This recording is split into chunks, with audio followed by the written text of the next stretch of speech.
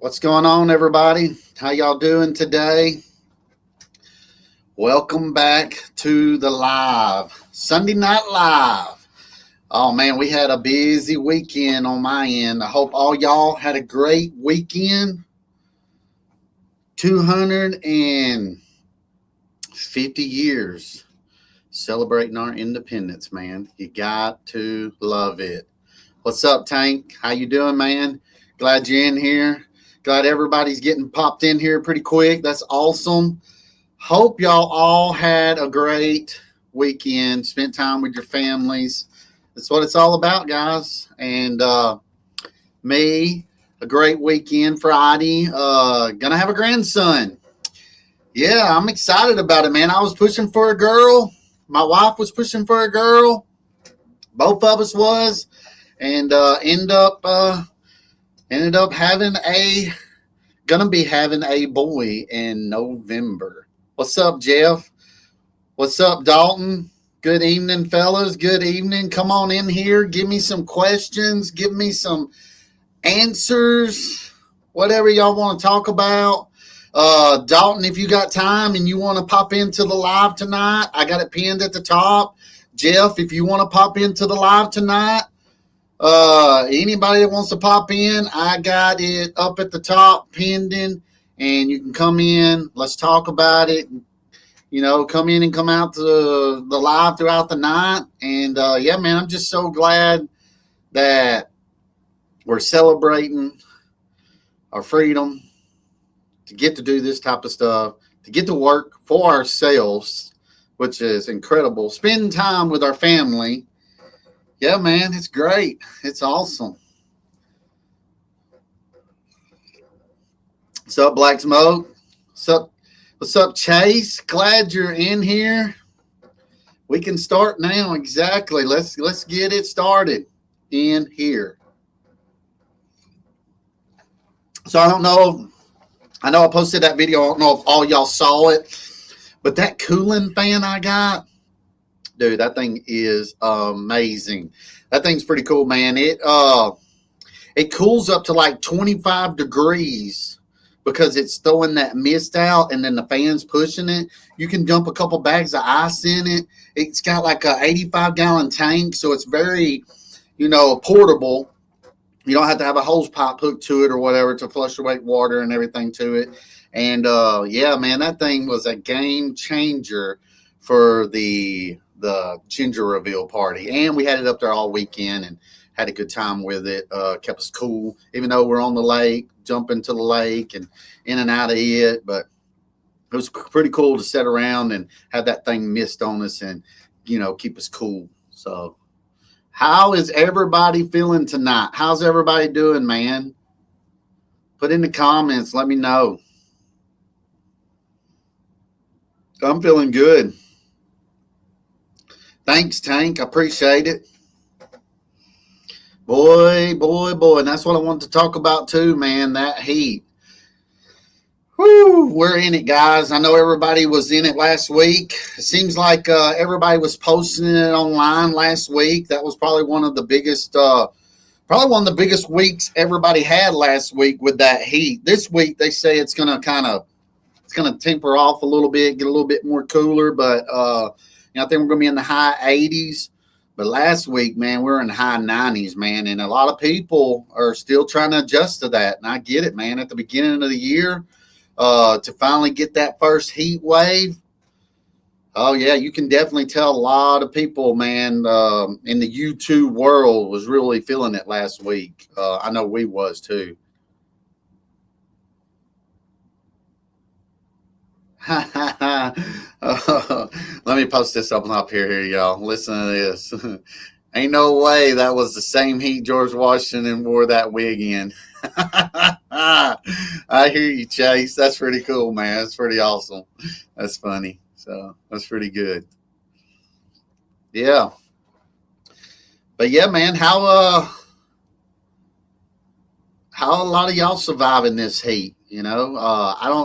I know Doc was talking about up there in Columbus, Ohio. I didn't even know it got that hot, but he was saying some days it's like 108, 109 degrees. And I'm like, man, That's pretty hot. Maybe that was the heat index. I don't know if that was actual temperature. We'll have to ask him that. I ain't messaged him in his comments or whatever, if that's the actual heat or is that what, because down here it could be 97 but feel like 112. It should be 112, If the feel like is that, then it should be that, I ain't never really figured that one out. So, but yeah, I'm going to mention it again. Anybody wants to get in here in the live with me tonight, I got it pinned at the top. Pop in here. Tell me your thoughts. Let's talk about it. I kind of like doing that anyways because it gives people, if they want to come on, they can. I'm not trying to pressure anybody, but it just kind of gives everybody, a sense if they want to come on, speak their mind a little bit, talk about something and all that kind of stuff. Let's see, we got some more. Black Smoke said, actually temps here hit 104. Wow. Crazy. What's up, Buddy Lee? Or should I say Papa Lee? Exactly. I might have to change up a little bit there, Chad. Yep. 41-year-old granddad, man. Whoo. It's young and healthy, though. I'll be out there playing with them a lot more. I'm having trouble keeping up with some shrub trimming. Yeah, and especially trying to do them this time of year right now, Jeff. Woo, that's pretty tough, man. It's hot. I try to get all ours done before we get in this big heat wave, and then that way we can start knocking them, you do it, because usually we're doing our bushes about 3 times a year, but, man, I'll try to do them at the, springtime, and then I'll try to hit them, right before the big heat, comes in, and then I'll hit them one more time in the fall before the next year. So let's see. My truck said 112 the other day. Mowing hasn't been bad, but trimming and blowing this week, especially heels, suck. Yep. It's rough out there, man. Woo. There it is. Old Grandpa Lee. I hear you, Taylor. Heating humidity was no joke up here this week in Tennessee. Sent the fakes out of the business for sure. And I've got you got a few calls from it. That's what I'm saying, man. You'll start seeing a lot of these people that started this year. Maybe they wanted to try to do a little bit on the side. Maybe they wanted to try to, test the waters. But once that heat comes in, they're like, oh, heck, man, I'm going to stick to my regular job. It's too hot out here for this, And then, you get a lot of your, you're a lot of your young guys, 15, 16-year-olds trying to do a little bit of summer work, and they find out it's not for them either. So they better be doing good in school is all I can say. So, yeah, it helps out with that, man. Definitely, this is where you're going to start seeing, I've talked about it before, your second wave of people calling you and contacting you and everything about getting some yards. So we're on our second wave, I think, too, right now, Dalton. So that's good, man. Pull them in, show them what you can do. And, yeah, man, it'll work out for you. Heat has been between 110, 114 the last few weeks. And you're the one that ain't been getting any rain, are you, Brandon? You've been, struggling with that a little bit. Whew. Let's see. Got 3 pallets. Saw a job done yesterday, Lee. Starting working at 6 to avoid heat and get done as soon as possible. Don't blame you. That's why my guys are starting about 5 o'clock in the morning now. We're doing commercial jobs. And then we're jumping over and doing the residential jobs as it gets later in the day and trying to get them to get done by 1 at 2 is most. And that way they're not out into the super hot weather, which we know it's like 1 and 2. But, we still got to try to get everything we can done in the list. So, yeah, man, don't blame me on that at all. Let's see. One of my customers who retired texted me to start doing their property again next week. I knew that he would. Exactly, Chase. That's exactly what happens, man. They start, I can do it. I'll handle it. I'll get it. It's no problem. And then They see that hot weather, man. It seems like right when you walk outside this time of year right now, and where we live in the South and everything, you can just walk to your mailbox and back and be sweating or having a hard time breathing, man, because that humidity, the heat.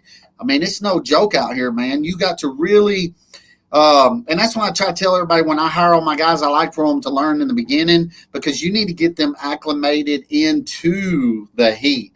You can't just hire somebody right now and expect for them to come out there and work as hard as you work. They're not used to that heat. You got to get them used to that heat. So, yeah, that's definitely something that, I get it. I get it with a lot of customers. I get it with a lot of calls, everything. So. That's exactly right. Separates from the boys. Yep. Separates the man from the boys there. Sure does, Chad. You'll see it. Everybody sees it every year, man. If you're not used to it, if you're not been in the game longer time, I think Dalton and them, they ain't been in it too long. Right now is when you can capitalize and get more work, man. Just when they call, go running, do what you say you're going to do because you're already doing it for your other customers and land more properties, man. This is when, man, you got your first wave early in the spring and they're going to call around and try to find everybody they can. Well, now you're in your second wave and these people, a lot of the companies around, they're full now. They ain't trying to take on no more work. So, try to get it when you can, man. Let's see. We got some big storms the last few days. Still need more rain though. Yeah. Yeah, I remember you telling me, man, y'all were in a drought for a very long time this year, which is crazy when everybody else, even around you and down below you up north, was all getting a ton of rain. And for some reason, you wouldn't get much at all. I remember you talking about it. So that's crazy, man. We just had a huge thunderstorm. I thought it was going to mess up the live tonight, and it still possibly could. So y'all bear with me on that on the live tonight because we got lightning around in our area. We got storms coming in, and they said it's going to be in here till about 9 o'clock. But it seems to be kind of breaking up around me a little bit. But, yeah, right now, man, we had some floods just a second ago, man. I mean, it was big time raining. Definitely seeing that second wave here in Tennessee. Exactly, man. Get ready for it. Let's see. How you feel about bigger landscaping jobs now, Lee? I'm going to be picking up big jobs or try to get them to do. And yeah, I'm all right with it as long as I can get them to be in the fall when we're not so busy. Like right now, we got so much going on. I ain't trying to take on any big stuff now. In a couple of weeks, we got one coming up. It's going to be tearing out a whole front property of the house. I think we're probably tearing out about 5 or 6 bushes or whatever, and then we're going to replant, put the black stuff down. They want the black stuff. I don't know. I'm going to try to convince them not to use it. I hate that stuff. Just to me, it's pointless. But the customer's asking for it. We'll try to give it for them. If I can try to, educate them a little bit on not using it, which will be great. But, yeah, man, if you can get them to sign up for the fall, early winter on them bigger projects, man, that's what I would try to tackle. Early spring, if you can get them to sign up for stuff like that. When we're in a regular mowing and going, it's just really hard to try to, if you don't have a big enough crew, and I know you got several guys, Chad, so you could probably make that work, but y'all cut a lot of properties too, and y'all stay pretty wide open with that. And yeah, man, if you can push them to later in the year, that's great. That's what we did to this concrete job we got coming up. We're doing some concrete slabs on these Dollar Generals in my town. I convinced the guy, let's start it sometime in late November, early October. So, yeah, if you can push your stuff back and have that set up, that's perfect for the winter months and all that for your guys too, to try to keep them on staff. Let's see. Just focus on mowing, bush trimming for regular customers. That's where I'd be at right now if it's me. Let's see. I've got a couple pressure washing jobs lined up in the coming weeks. That's pretty good, man. Yeah. Set them jobs up, man. Set them up for, like you said, I mean, you ain't scared to get out there in the rain a little bit. And, if the rain dies off, but you can't go out and cut yards or whatever, set up a couple hours in that day or whatever to go knock out some pressure washing jobs. It's already wet. So, yep, that's pretty cool. What's next? I like these questions coming in, guys. It really helps me out on trying to, talk to y'all in this live because I want to keep this lives going. I don't want to get to where I'm boring or, lose y'all's interest in it. But having these questions and people coming in and popping in and giving me questions that I can try to answer for y'all, that's really good, man. I really appreciate that. Rained all this week here in Tennessee. Yep. It happens, man. Now you got to catch back up. We was like that a couple of weeks ago, Mr. Myers. We was like that a couple of weeks ago, man. It rained 12 straight days. And then we were trying to, put work out in between rain showers. And if it was raining in some area and hopefully, and it didn't, it was not raining in another area, we'd jump over there and knock them out. All right, here's what's up, man? Brown's Quality Lawn Care. Hey, if you want to get into the live, I know Buster mentioned you and Tanks mentioned you. I got it pinned at the top. Mr. Brown, if you want to get on here and discuss some stuff and talk with you, man, I'd love to have you on here and talk with you. If you're in the live right now, you can do it on your phone and or computer, but I got it pinned at the top if you want to try to come in here. This question is for anyone. At this point in the season, are you still marketing? At what point do you start marketing your winter services? Hey, that's a really good question, man. That's a really good one, man. I don't really do a whole lot of marketing besides if I just put out a couple like door hangers or something like that. Like my history with, my business and everything. It's a lot of word of mouth. I've been doing it 17 years and I got a really good customer base. And it seems like, people at the church or people in the neighborhoods will tell people about me and call me. And I stay pretty busy with that. So I don't really do a whole lot of marketing. So, yeah, that would, if somebody can help him out with that, what y'all think about that in his question. Go right ahead and, I'd love for y'all to answer it for him. But in my situation or whatever, we do a lot of commercial properties and then we do residentials. But, I'm more commercial than I am residential. So the residentials just come, from word of mouth. And I did get, I ain't gonna lie or whatever, this spring, and I must have hit it at a really good time. I put some door hangers out and I probably got us about maybe 7 more customers on our residential side. So if I do that every year, whatever, if I can gain that many per year, because you're going to lose some throughout the year. We've talked about this before in the lives before. People are going to pass away. They're going to move off, all that kind of stuff. So it's kind of good to, keep rotating with your customers and picking up new customers because some are going to drop off and everything. So, yeah. Here we go. I never stopped marketing. Jacoby, Jacoby Brown is his name. My door hangers have a small list of service that I offer on the back. Okay, that's cool. I try to push those extra services to fall and winter though. Yeah, and in my door hanger, that's right. What Tank's saying, he specializes in all the stuff that they can flip them on the back and it'll show if he does irrigation, if he puts out mulch, the trimming the bushes. I'm sure it's all that kind of stuff in which we do little mini Xing, mini skid work, French drains. We can dig water lines, all that kind of stuff. It's all on mine as well. So me passing them out, me marketing, it does have it on the back of it and everything, which is kind of cool. So good, guys. Good. I'm loving it. We got 17 people in here. Appreciate y'all being here, especially for we just celebrated 250 years, man, being free.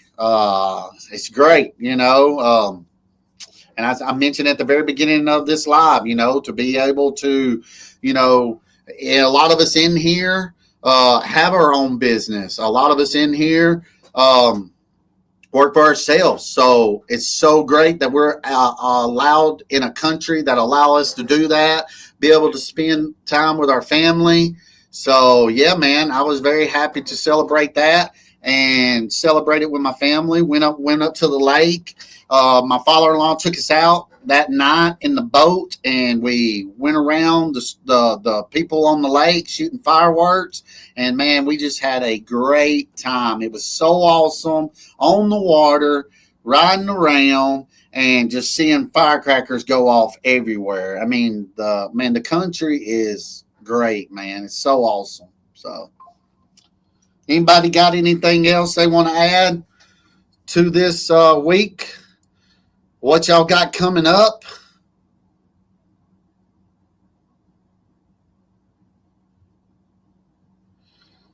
Yeah, that's a good one too, right there, Tank. Well, I skipped it right here. By the way, Jacoby, I appreciate the fact that you ain't scared to talk about your faith in your videos. That's great. I'm glad he does too. Chad talks about his a little bit in his. You talk about yours in a little bit. I'm probably one that don't as much, but I do believe very strongly. And people take things the wrong way, and I shouldn't be like that, and none of y'all should either. So, man, it's pretty cool. My mowing client started playing games once a month to mow, so told him to find someone else to mow his lawn, and found him a gentleman that said he would mow the yard. Yep. We don't want to play no games, man. We don't want to deal with somebody that, if you start them off and you're doing bi-weekly, they accept it, they agree to it, and then they try to throw a curveball to you and say, "Hey, I want you to start coming once a month or whatever." We don't take kind of that. We don't like that at all. We focus mainly on bi-weekly, or if they want to go weekly, we'll try to schedule them in to go weekly. But I don't really like the whole, telling me after we done agreed on a service and everything that you're going to switch it up. Okay. That one's Chad. We'll leave that one on here. Yep. Tank said you did the right thing, Jay, and you did. You did the right thing, man. I don't blame you for it. So, yeah. I'm having to drink this coffee, man. A little tired, man. Hey, I got a metal roof on my house, guys, and we just went through a huge rainstorm. Does it make y'all sleepy too? Like hearing rain on a tin, the house and all that. So I knew I had to pop me some coffee on. Starting these lives at 7:00.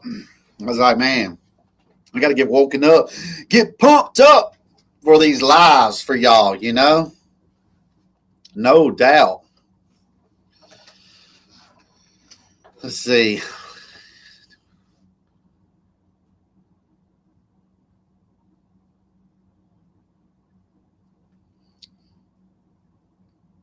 Like I said, anybody wants to join in tonight?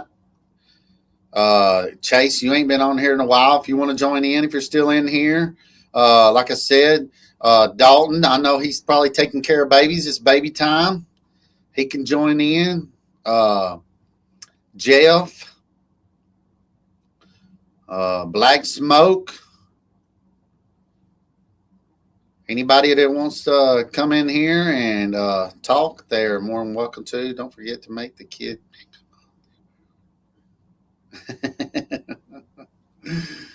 Look at that. Yeah, that's something. Hey, that's something to talk about.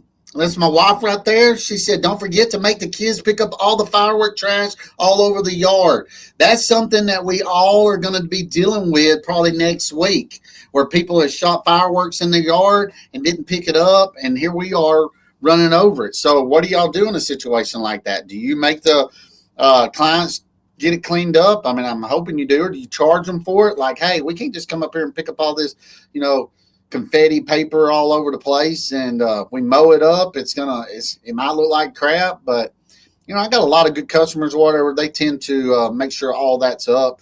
But I will tell y'all, the guys that the last year, uh, there was the guy that I cut that rents all the properties and everything up towards the lake. At his mother's house on the lake, they shot a bunch of fireworks and everything. And I told him about it. I said, "Hey, you need to get cleaned up." And he said, "All right, we'll get to it." Dude, them things sat there for about 2.5 months, and the grass just grew up around them. We just mowed around them. They had all them big mortar canisters and all that all stuck out there. We just mowed around it, just kept mowing around it until they finally picked it up. And he pays me. He's the one I do the marina for. I do like God a bunch of rental properties for. But hey, man, we it ain't part of our job to pick up trash, unless he's gonna pay us to do it. I'm sure he'd be the same way about renters and all that. So, yep.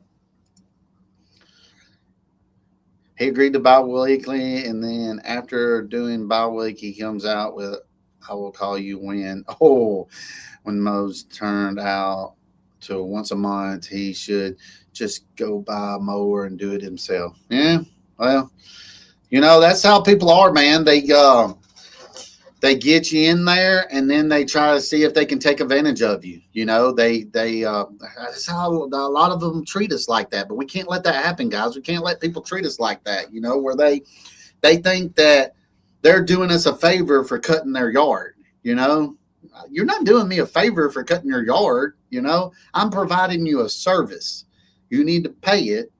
But like they always think of us like that. You're just a lawn care guy. You're that's just your title. Not that you're a business owner and that you're, there's a lot of other stuff that's involved when than just cutting grass. I mean, I'm sure a lot of us know that, but I just don't try to let people get to me like that, and I don't let people try to dictate, what I'm doing for them and everything. I don't want them to come out and say, just come, I'll call you the next time it needs it. I'm like, no, you're on a schedule, whether you're going to do it bi-weekly or weekly. I'm either going to come out here every 7 days or I'm going to come out here every 14 days. If you don't want to do that, then you're not the customer that I need. And then if after I done cut it once and then I come back and they do it again or say something like that, then I'm like, hey, we didn't agree to that. I'm not gonna agree to that. And we need to probably, you need to find another service provider, Should I have them sign an agreement for service? I don't know, man. I'm one to not really, for my residential people. Now, my commercial side, we have to sign some kind of stuff, all that kind of stuff or whatever, but it really don't really matter. They're either going to let me go in 30 days or I'm going to let them go in 30 days. Residential company, persons or whatever, I've never tried to do any type of, contract or anything with anybody. It's pretty much a handshake agreement. If you can't agree to that, then, whatever, I'll just end services. I'm not going to try to, to me, it's more of a headache on your end than the other person's end on trying to make them sign something. Because if they want to get rid of it, they're going to just say, hey, we're done, So I haven't never really been the one to try to push for contracts or anything like that. That helps anybody out. Said Jay, it's hard to hold people to it unless you're willing to take them to court. Exactly right. That's how I said. It's very hard to do that. Let's see. Top it off.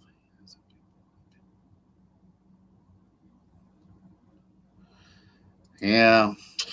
I don't know, man. I wouldn't be doing it if you already knew that he had an animal that was biting other service providers and all that, and nothing was done about it. I would try to steer close away. To me, what it seems like, Jay, he's not the customer for you. And hey, we can all agree to that, not every customer is fit for us. I've had customers I've had to let go. I've had customers let me go. We're not, It's just the way it is.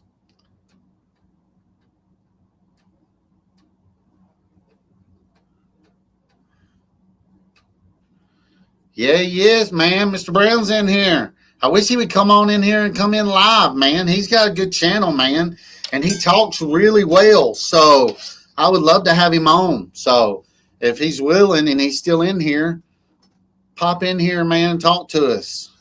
Let's see.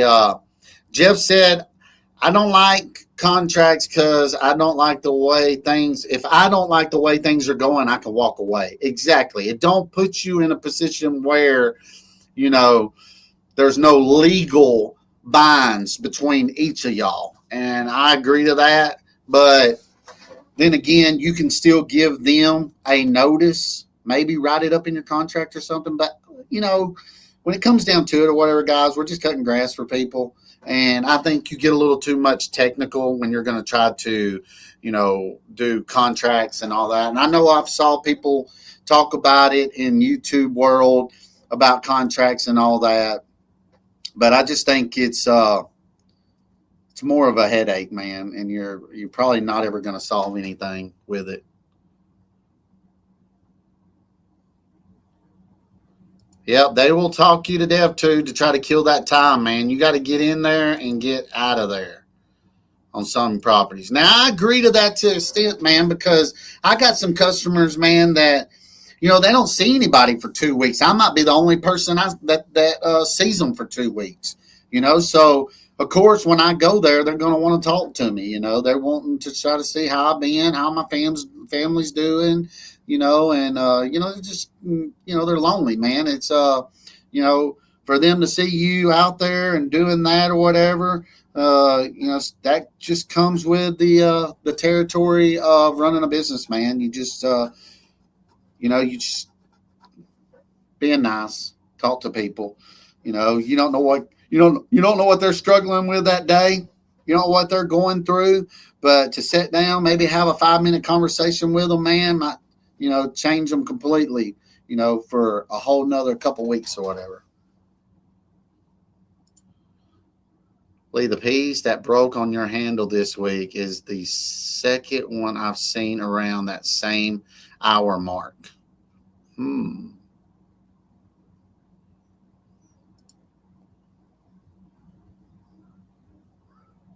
That's the only issue I've seen on our mowers, though. Yeah.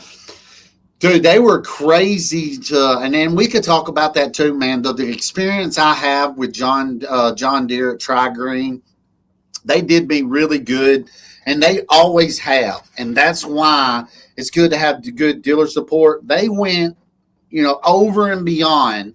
You know, they told me, hey, I took it to them. He thought the loaner was there and it wouldn't. And it's actually one of the landscapers I know in town very well. And he tries to act like, I don't know, let's just say he's, you know, he thinks he's better than everybody, but, you know, he really ain't. But he thinks it.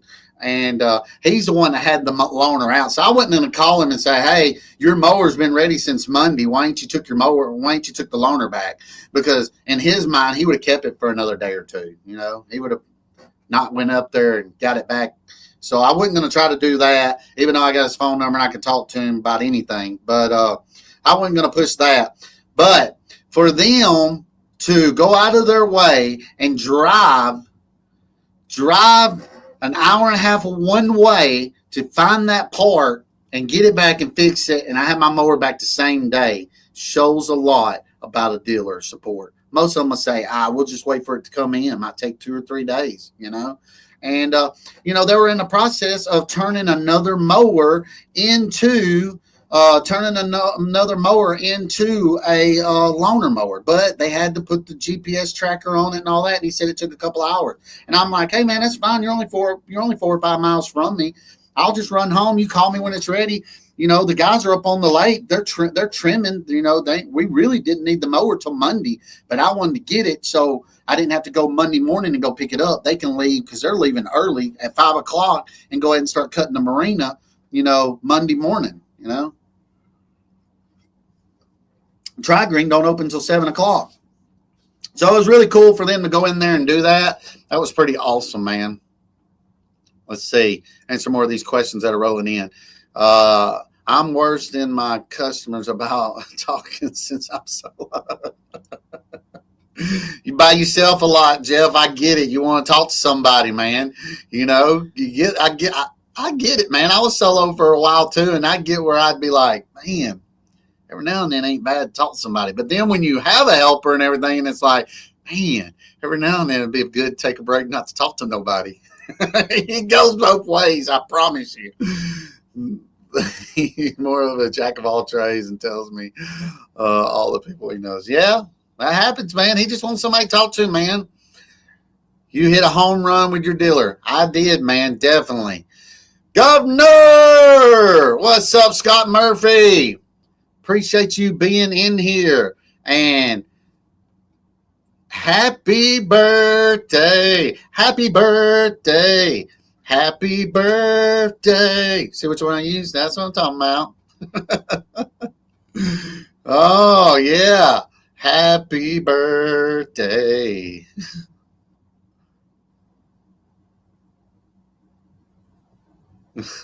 Let's see. I'm getting on down here. Let's see. My JD standard has to go. Oh, you told me about that, man. You were having some trouble with it or whatever. So maybe that'll get you fixed up now. Tell me who is your dealer ship that you have, Brandon. Tell me who your dealership is, and is it like a ag green or whatever they're called? Ag Pro, yeah, Ag Pro or a Tri Green, or is it actually a John Deere? Let me know about that. Let's see. Lee talks a lot too, since his helpers don't speak English. That's right. That's why I started a live, man. And so I can get to talk to y'all all about lawn care. I can get it out of my head once a week. That's what I want, once a week to talk about it. Appreciate it, Jay Myers, 38 years old. Is that true, Scott? Are you 38 years old? Let's see. Trying to get some more of these people coming in talking. But yeah, man, we get to where we want to, we talk, guys. I mean, and I know a lot of us are like that when we're out in town or Walmart or something like that, and you come up to somebody and you just start talking, you know, and you're talking about everything. I'm a very talking person. So, yeah, this right here is good to me to talk to y'all and answer some questions. And that's why I can do it for, a couple hours, I don't really get tired of talking. Yep, I'm there talking her head off all day. You're right, Chase. Let's see. It's a local John Deere dealer, single location. They sell everything from large tractor to small mowers. Are they a pretty good dealership? Do they have loaner programs and all that too for you, Brandon? If they can't get your mower fixed at a certain time, do they stick to the John Deere warranty plan? The Never Stop 24. A lot of people in here don't know about it, and I've discussed it and I've talked about it. But it's a great, man. That's why it's hard for me to get out of their warranty plan, guys.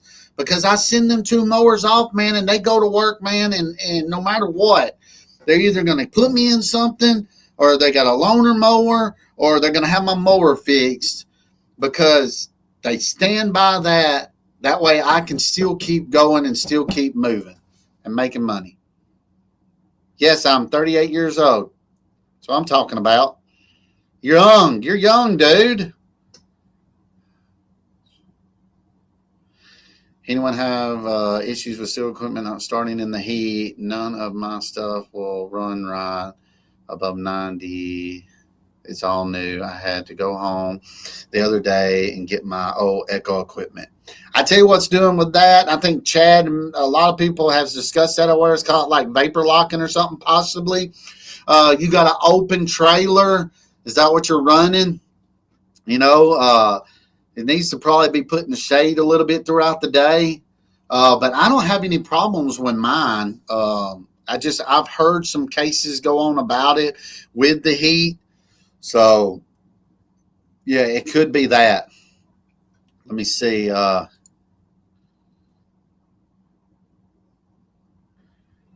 Yeah, Chase, I'm not a very big talker either. Oh yeah, she ain't. Yeah, I get on her nerves all day long. So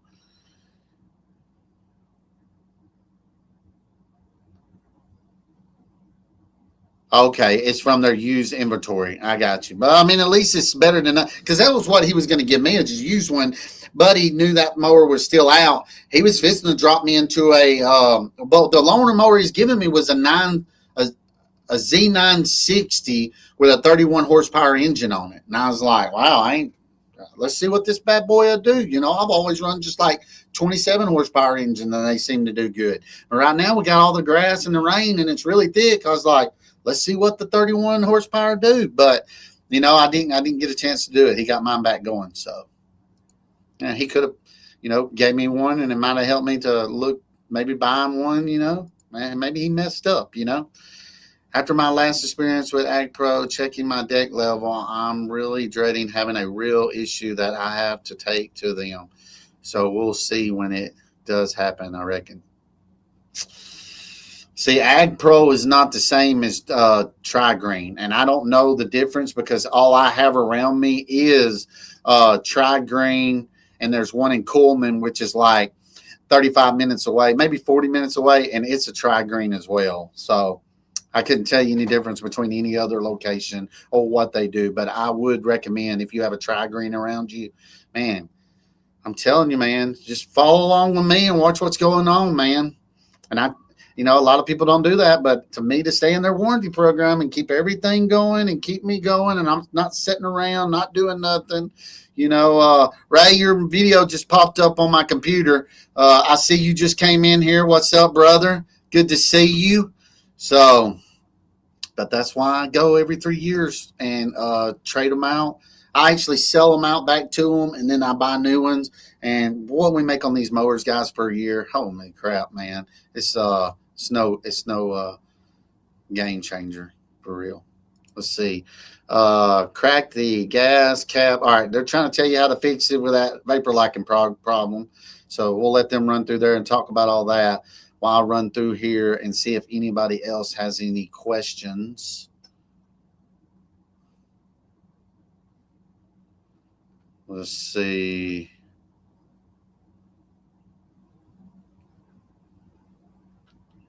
What's up, Tank, and all the G's in the chat? Yep, you're in here now, Ray. We already know, man.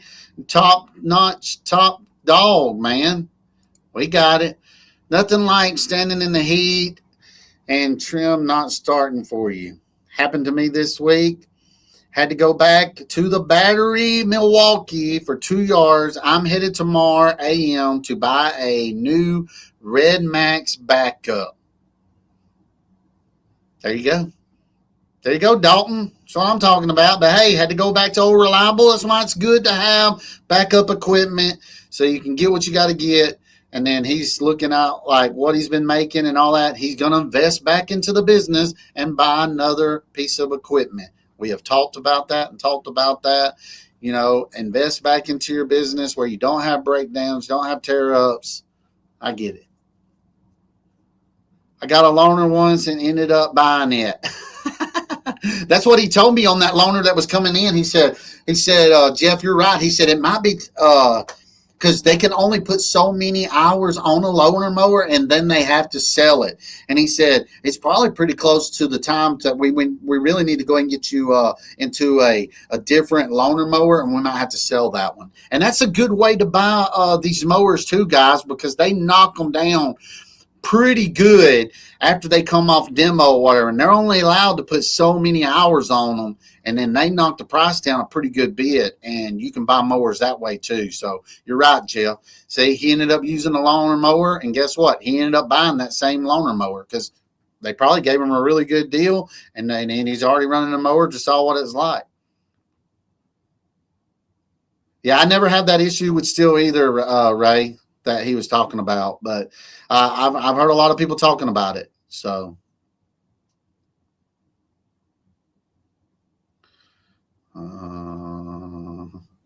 yep, Yeah, no, I was saying, yeah, I had a trouble. She always brings up stuff, man. She always is after me, man. She's in these comments and she just likes to bring up old stuff that still gets to me. Like yesterday, it wasn't yesterday, but it feels like, it just happened where I had a steel chainsaw that would break your finger because it had no compression release on it. It was a 440 Boss, is what it was called. And you would pull it and it would slam back on your hand. It didn't have no recoil, no compression release button or anything on it. And it snapped my fingers a couple times. I couldn't get it to crank. And she's right. I grabbed that sucker up and I threw it as far as I could down the yard. Turned around and saw her out there, and she's like, do you think that fixed it? I said, I don't give a dang if it fixed it or not, but I know one thing. I'm not trying to crank the thing anymore, and I hope it's in 100 pieces when I get to it. That's where I'm hoping it's at. Yeah, if you didn't feel so crazy now, hey, I've had some equipment, man. Boy, whoo! That chainsaw was definitely it, man. I was ready to grab a sledgehammer, grab my shotgun, man, just destroy that thing, man. That's how I felt. Very much so. Yeah, it's probably still down there in the yard. Yeah, I didn't even give it my time to go pick it up. No, I did. I did do that. So.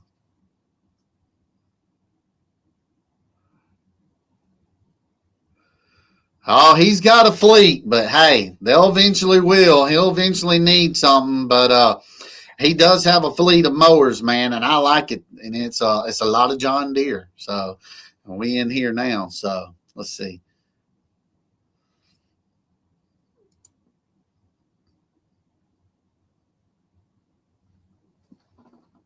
Let's see. The Epic makes them seals the tanks up so tight and things can't breathe. None of my old steels stuff has issues. Could be it, man. I don't know, man. I just know I don't have any. I don't ever have where they won't crank up or whatever. Maybe maybe it's like, do you choke it every single time you try to crank it or whatever? Maybe it's kind of getting flooded or something. Maybe that's the problem. Because really, all I can do is just choke it, like, push the bubble a couple times in the morning, choke it, and then usually I don't have to choke it the rest of the day.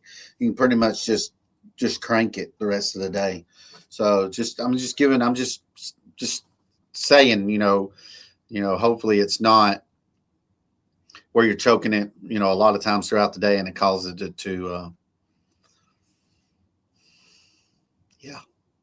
flood.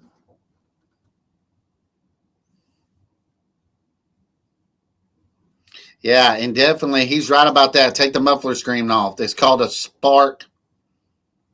Somebody help me in the comments. I'm sure somebody's going to tell me. Spark resistor. I think it's what they call it. Spark resistor. Maybe somebody can put it on there. I take mine off every time. As soon as I buy it, man, I take it. Look at that. I beat you to it, Chase. I beat you, Tank. Ha ha ha. I got it.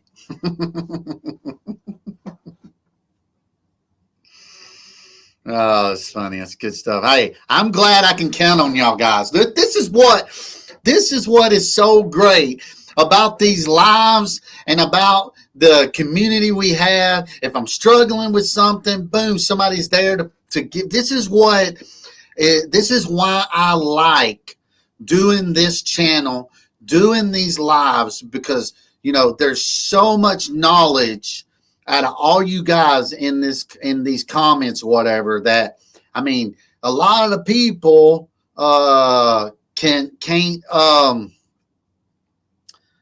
they're missing out. We need to be sharing these lives off to everybody. There's a lot of knowledge. There's a lot of good stuff that comes out of these lives that can teach a lot of people, in this world and in this game that we're in, the lawn care or landscaping or, running a business anyways, period,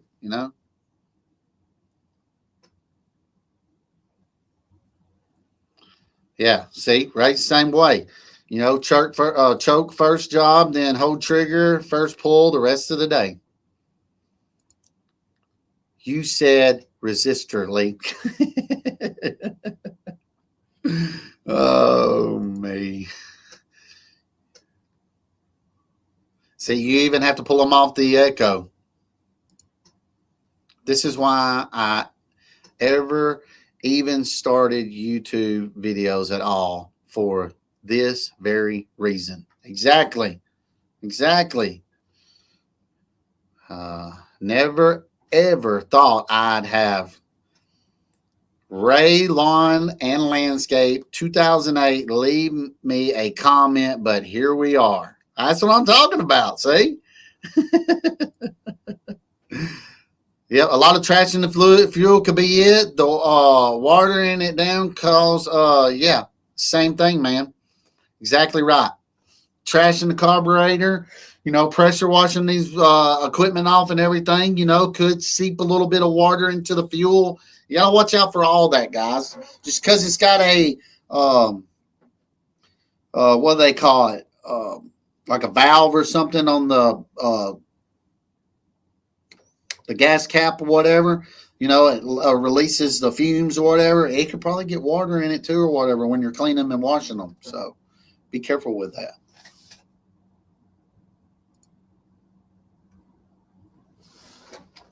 Definitely.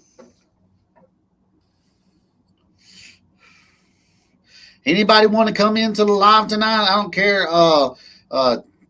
Tank, if you want to come back in, Ray.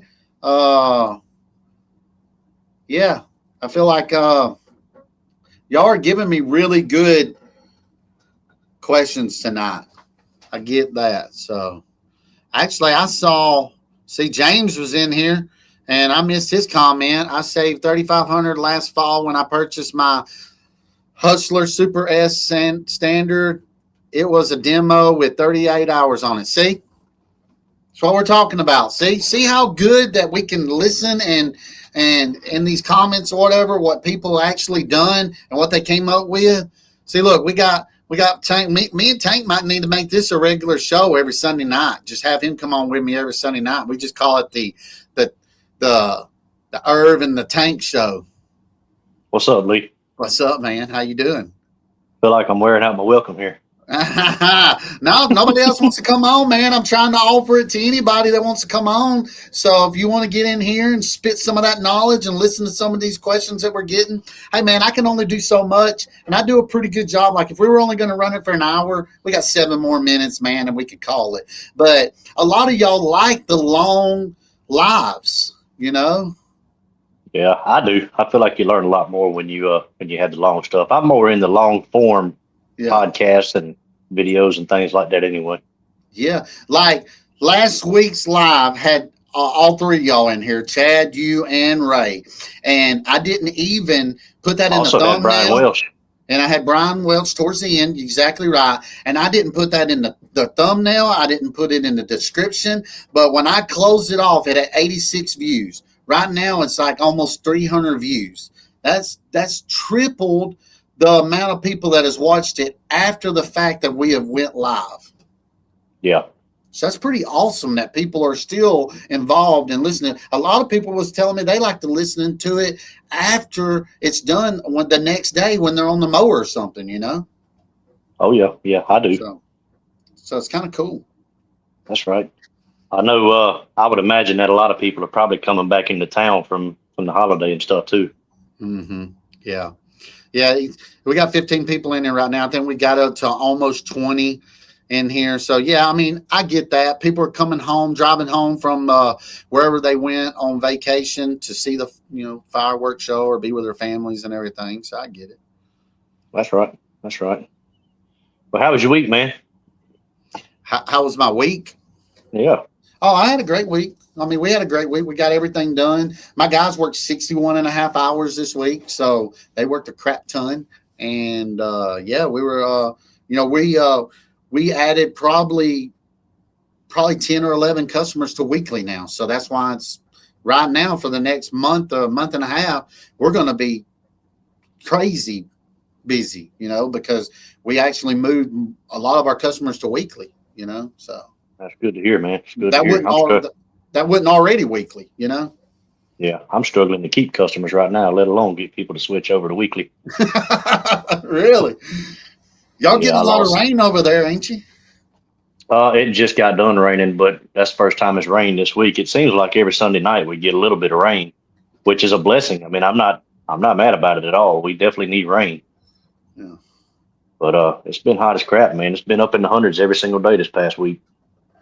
Yeah, that was a rough week for my guys. I can't say for me, but all you guys out there, that was a rough week. Now this week they're showing it in the high 80s or whatever. I think we just had that first start of the summer, man, heat wave, and a lot of people hadn't adjusted to it yet, Oh yeah. You're right. Hell, I forgot what I was about to say. I was about to say something, but evidently it wasn't important, or I would have remembered. But I hate that Jacoby didn't hop on, man. I was kind of looking forward to hearing him. I like watching his videos. Yeah, I was wanting him to hop in here, man. I really was. He commented on the live 2 weeks ago, and I commented back and said, "Hey, man, I would love to have you on the live and everything." So if he's still in here and he wants to join in with us, like I said, I would love to have him in here. More the merrier to me, with everything, Yeah. Oh yeah. I know. We had kind of a rough week this week, man. We had a lot of damages, and we lost 5 customers this week. Really? Yeah, I lost another one tonight. Oh man. Yeah, it is what it is, man. It's part of it. I don't think I've ever lost that many customers in 1 week. I've done it over a month, but not in a week. And I was like, man, what in the hell? And it is what it is, though. 2 of them are my fault. I fired 2 of them. One of them, I got tired of chasing down payments, and one of them tried to pull one over on me. We agreed to a price a month ago, and then he was going to get his first service this past week because he was letting the contract run out on his last company. Mm-hmm. And he was supposed to get his first service Thursday, and I walked into the backyard, and the backyard was 1.5 feet high. And I was like, I'm not doing it for the price we agreed to. So I knocked on his door, no answer, called him, texted him, couldn't get no reply. And I told my boys, I said, get back in the truck. We ain't cutting this grass. Yeah. And, still hadn't heard anything from him. Really? Dang. Yeah. It is what it is. Yep. Tom Dobie's in the house, man. Good to see you, man. Just received a complaint on YouTube, said that we were a ruckus and I need some ID, y'all. I'm sure he's got ID. We got some that we might have to worry about or whatever, but we're not going to go there. We're not going to go there. So, yeah. But a lot of people said in here that if I made my customers go weekly, I'd lose them all. Hey man, they're asking me to go weekly, and I'm not pushing them to go weekly. They're telling me, hey, can you come weekly? Because dude, we're getting so much rain still, guys, with this summer heat and all that. Man, it is growing like crazy here in Alabama. Well, I don't know about over there with Chad, but I know the central west side. Man, we had a flood just a second ago through here, man. Lightning and everything. I thought it was going to mess up the live, but it's scattering through the weather now, so I think we might be all right. But, yeah, it's growing pretty rapid here too. But no, I don't try to force that on anybody. I give them the option. Once June gets here, I'll just throw it out there like, hey, if you want, I'll drop the price $10 and we can move to weekly if you want to. Mm-hmm. And then I usually don't get no takers on that. But I do want to talk about the door hangers, though. I know you were talking about you don't have a whole lot of luck on them. Mm-hmm. Man, I'm not going to lie to you. I've never really had a whole lot of luck on them either. But Buster, he talked me into trying them again, and just to change my tactics up a little bit, because I would always go out at the end of February because our season starts in March. I would always go out at the end of February and put them up, like just say I have 500 or 1,000 door hangers. I'd go put them up in a target neighborhood and never got one single phone call off of them. And I'm like, man, I done wasted $200 or $300. This ain't going nowhere. And he told me to try it again this year. And this was, I want to say this was the end of March or the middle of April. I can't remember, but my wife and I walked around my entire neighborhood and we put out 200 door hangers. We still got about 250 left, and I've already gotten four recurring customers off the door hangers, and one landscaping job off of the door hangers. So I do believe it's all about timing when it comes to door hangers. Oh yeah, yeah. I think if you hit it at a certain right time, yeah, because that's how we was, man. It was all in that same time that I put them out that we landed about 6 or 7. So I can't remember Yeah. what the number was, but yeah, we landed a couple in a neighborhood, which is great. So. Yeah. But one recommendation I do have though, if for anybody out there that's watching, if you do door hangers or anything like that, and you're somebody that puts a price on there, like an estimate or a quote or whatever, try to do it in an area where you pretty much know what the lawns are. Like if it's a bunch of cookie cutter lawns and you look at this like a lawn that you already have, or say you've got 10 lawns in that neighborhood already, and you know that they're pretty much all $50, $60 lawns, you can do that and put a price on there. You pretty much know without walking around that property, that's a $50 lawn. So yeah, that helps too. And that way when people call you, they'll be like, do you need to come out and look or anything like that? And be like, no, I can tell you this, the stuff in that area, that neighborhood typically runs $50. And then, I'll come out there to first service. If it needs to go up a couple of dollars, I'll let you know, but I'll honor it that first time, Yeah. And usually if it's a couple of dollars, like maybe $5, they're not going to drop you for $5. Oh no, definitely not. And it's good that you already put it in there. That helps a lot. That you already have the number. That way it's no confusion or anything. You already got it wrote down. They already know what you're expecting. So it eliminates having to go back out there and giving them an estimate and everything. That's right. It's about wasting your time and your gas. And another thing too to think about, man, is a lot of people just don't like face-to-face interaction. They'd prefer text, phone call, email, whatever. Or if you put the quote or estimate on the back of that door hanger, they're like, works for me. And they'll give you a call, be like, hey, you put a door hanger on my house. Is this price still good? Mm-hmm. And you go from there. But I think it's all about timing, though, man, because, you put it out too early. A lot of people will come home from work. They'll see that on their door and it'll go straight in the trash. So. Yeah. Ray said, I used to go to all my customers and tell them to spread the word. That's a great thing to do. Get your customers to help.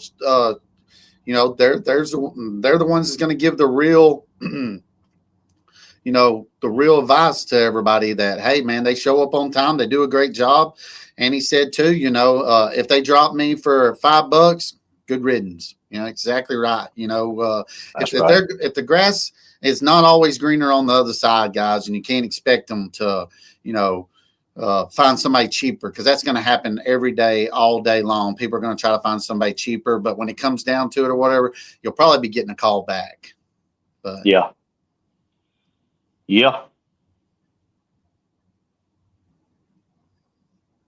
I'm just looking at these comments right through here. Yeah.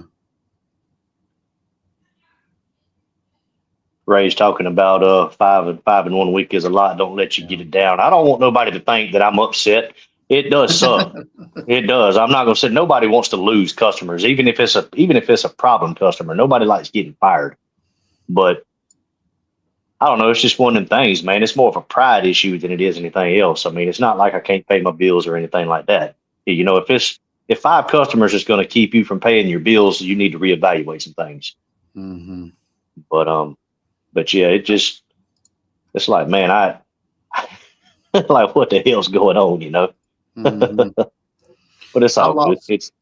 I lost about 5 yards this year due to a $3 price increase to cover the transaction fee. Holy smokes, man. That right there is crazy. $3. That's petty. That's somebody just being cheap. You find out who your friends are, like the song, but you find out who your customers are, So, who is that? Is that SL Services? Yeah, that's Brandon. Yep, man. I hate that. Yeah, I typically don't tell people that I'm going up for transaction. Yeah. Because a lot of people will sit here and say, man, I shouldn't be the one forced to pay for you using debit card and credit card. I shouldn't have to pay for that. That's your choice. A lot of people will say that. just added into it without them knowing Just about it. yeah. I mean, you got hidden costs everywhere. You buy a house, there's hidden costs. You buy a car, there's hidden costs. I Yeah. mean, it is what it is. Yeah. Ray said it makes it hard to fire the racer. Makes it hard to fire him. Well, I mean, Ray is Ray, man. I mean, how can you fire Ray? Yeah. I see Ray doing a lot of extra stuff for his customers and everything too. He'll carry them cutters and cuts them limbs that's over his head and then mulch them up.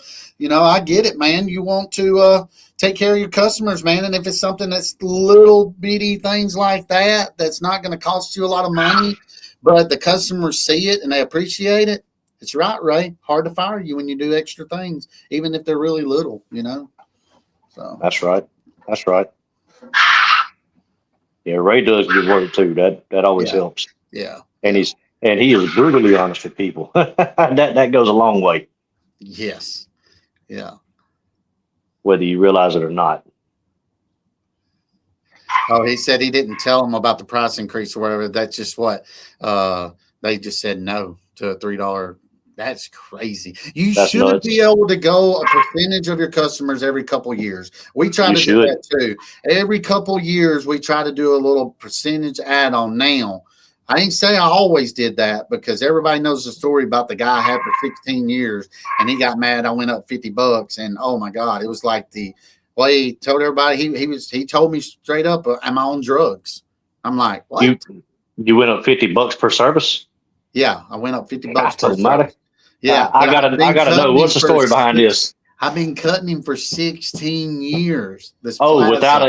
Without an increase? With never an increase. And I said, look, man, the fuel's high, the groceries are high, everything's high. I said, I've been cutting you for 16 years. I went up $50 and he flipped out. And I'm like, whatever, man. He's like, are you on drugs? I'm like, I got an actual landscaping truck full of equipment over there. Don't you think I'd be going to a pawn shop if I was on drugs before I was coming to you to ask for more money? I have to think. Now I don't know. I'm not this guy. I don't know what he's thinking, but I have to think that the reason he did it is because you never gave him an increase before, and then all of a sudden you hit him with a $50 per service increase. Yeah. But I've been telling him, that, hey, man, I'm going to have to do some changes. I've been telling him that, warning him, and yeah, man, he said that or whatever, man. And the dude, see, my wife's mentioned in there now. Dude has a huge shopping center. He has AT&T billing that's attached to it, doctor's offices, a pharmacy. I mean, it's a big, huge plaza. The dude's got money. He was you're the long guy.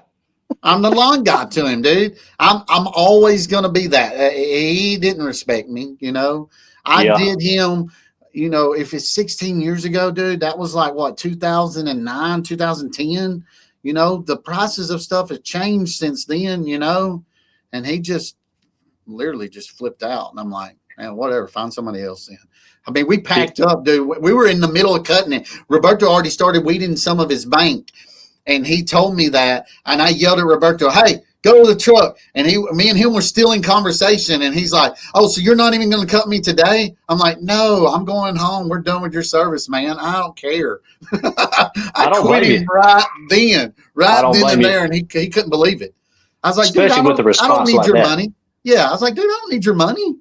I ain't on drugs. Yeah, I don't know what my reaction would have been. I'll tell you what, I don't know if I can say a whole lot about it, what I was telling him online, but let's just say that if word got spread around my town that I was on that I told him that I would be meeting him in his office, whether he was working on a tooth or not. And it wouldn't be good. They'd be working on his tooth.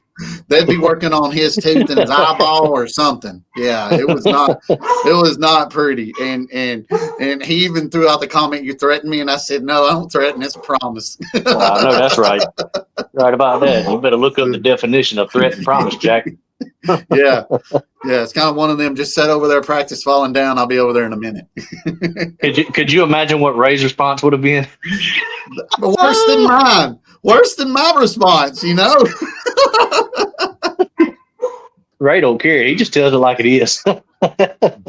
Yeah. If he'll do it like that online, ain't no telling what he'll do outside of people seeing it. Yeah, That's why I love him, you know? yeah, I love watching Ray. He's good at what he does. He puts out a lot of knowledge, and he's also just hilarious to watch. Yeah, see, my wife's like, we were really good friends. I mean, it was family.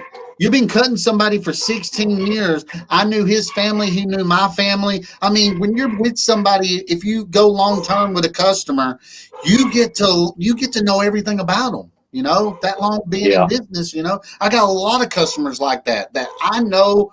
I know a majority of their family members. You know, just seeing them out there if we're cutting when they're having a party, just whatever. You know, you get to learn these customers, and I just can't believe that he thought that of me. It was yeah. shocking. Well, let me ask you this: did you change your tactics up any at all? Like as far as raising your prices? Yeah, that's what I'm saying. Yeah, every couple of years now we try to go up a little bit on people. Not that's a mistake that I'm trying to teach people in here that I even make. You know, we all make mistakes. So I learn from my mistakes. Hopefully, I can tell everybody else about it and learn better. But I really seriously believe that you need to go up a little bit.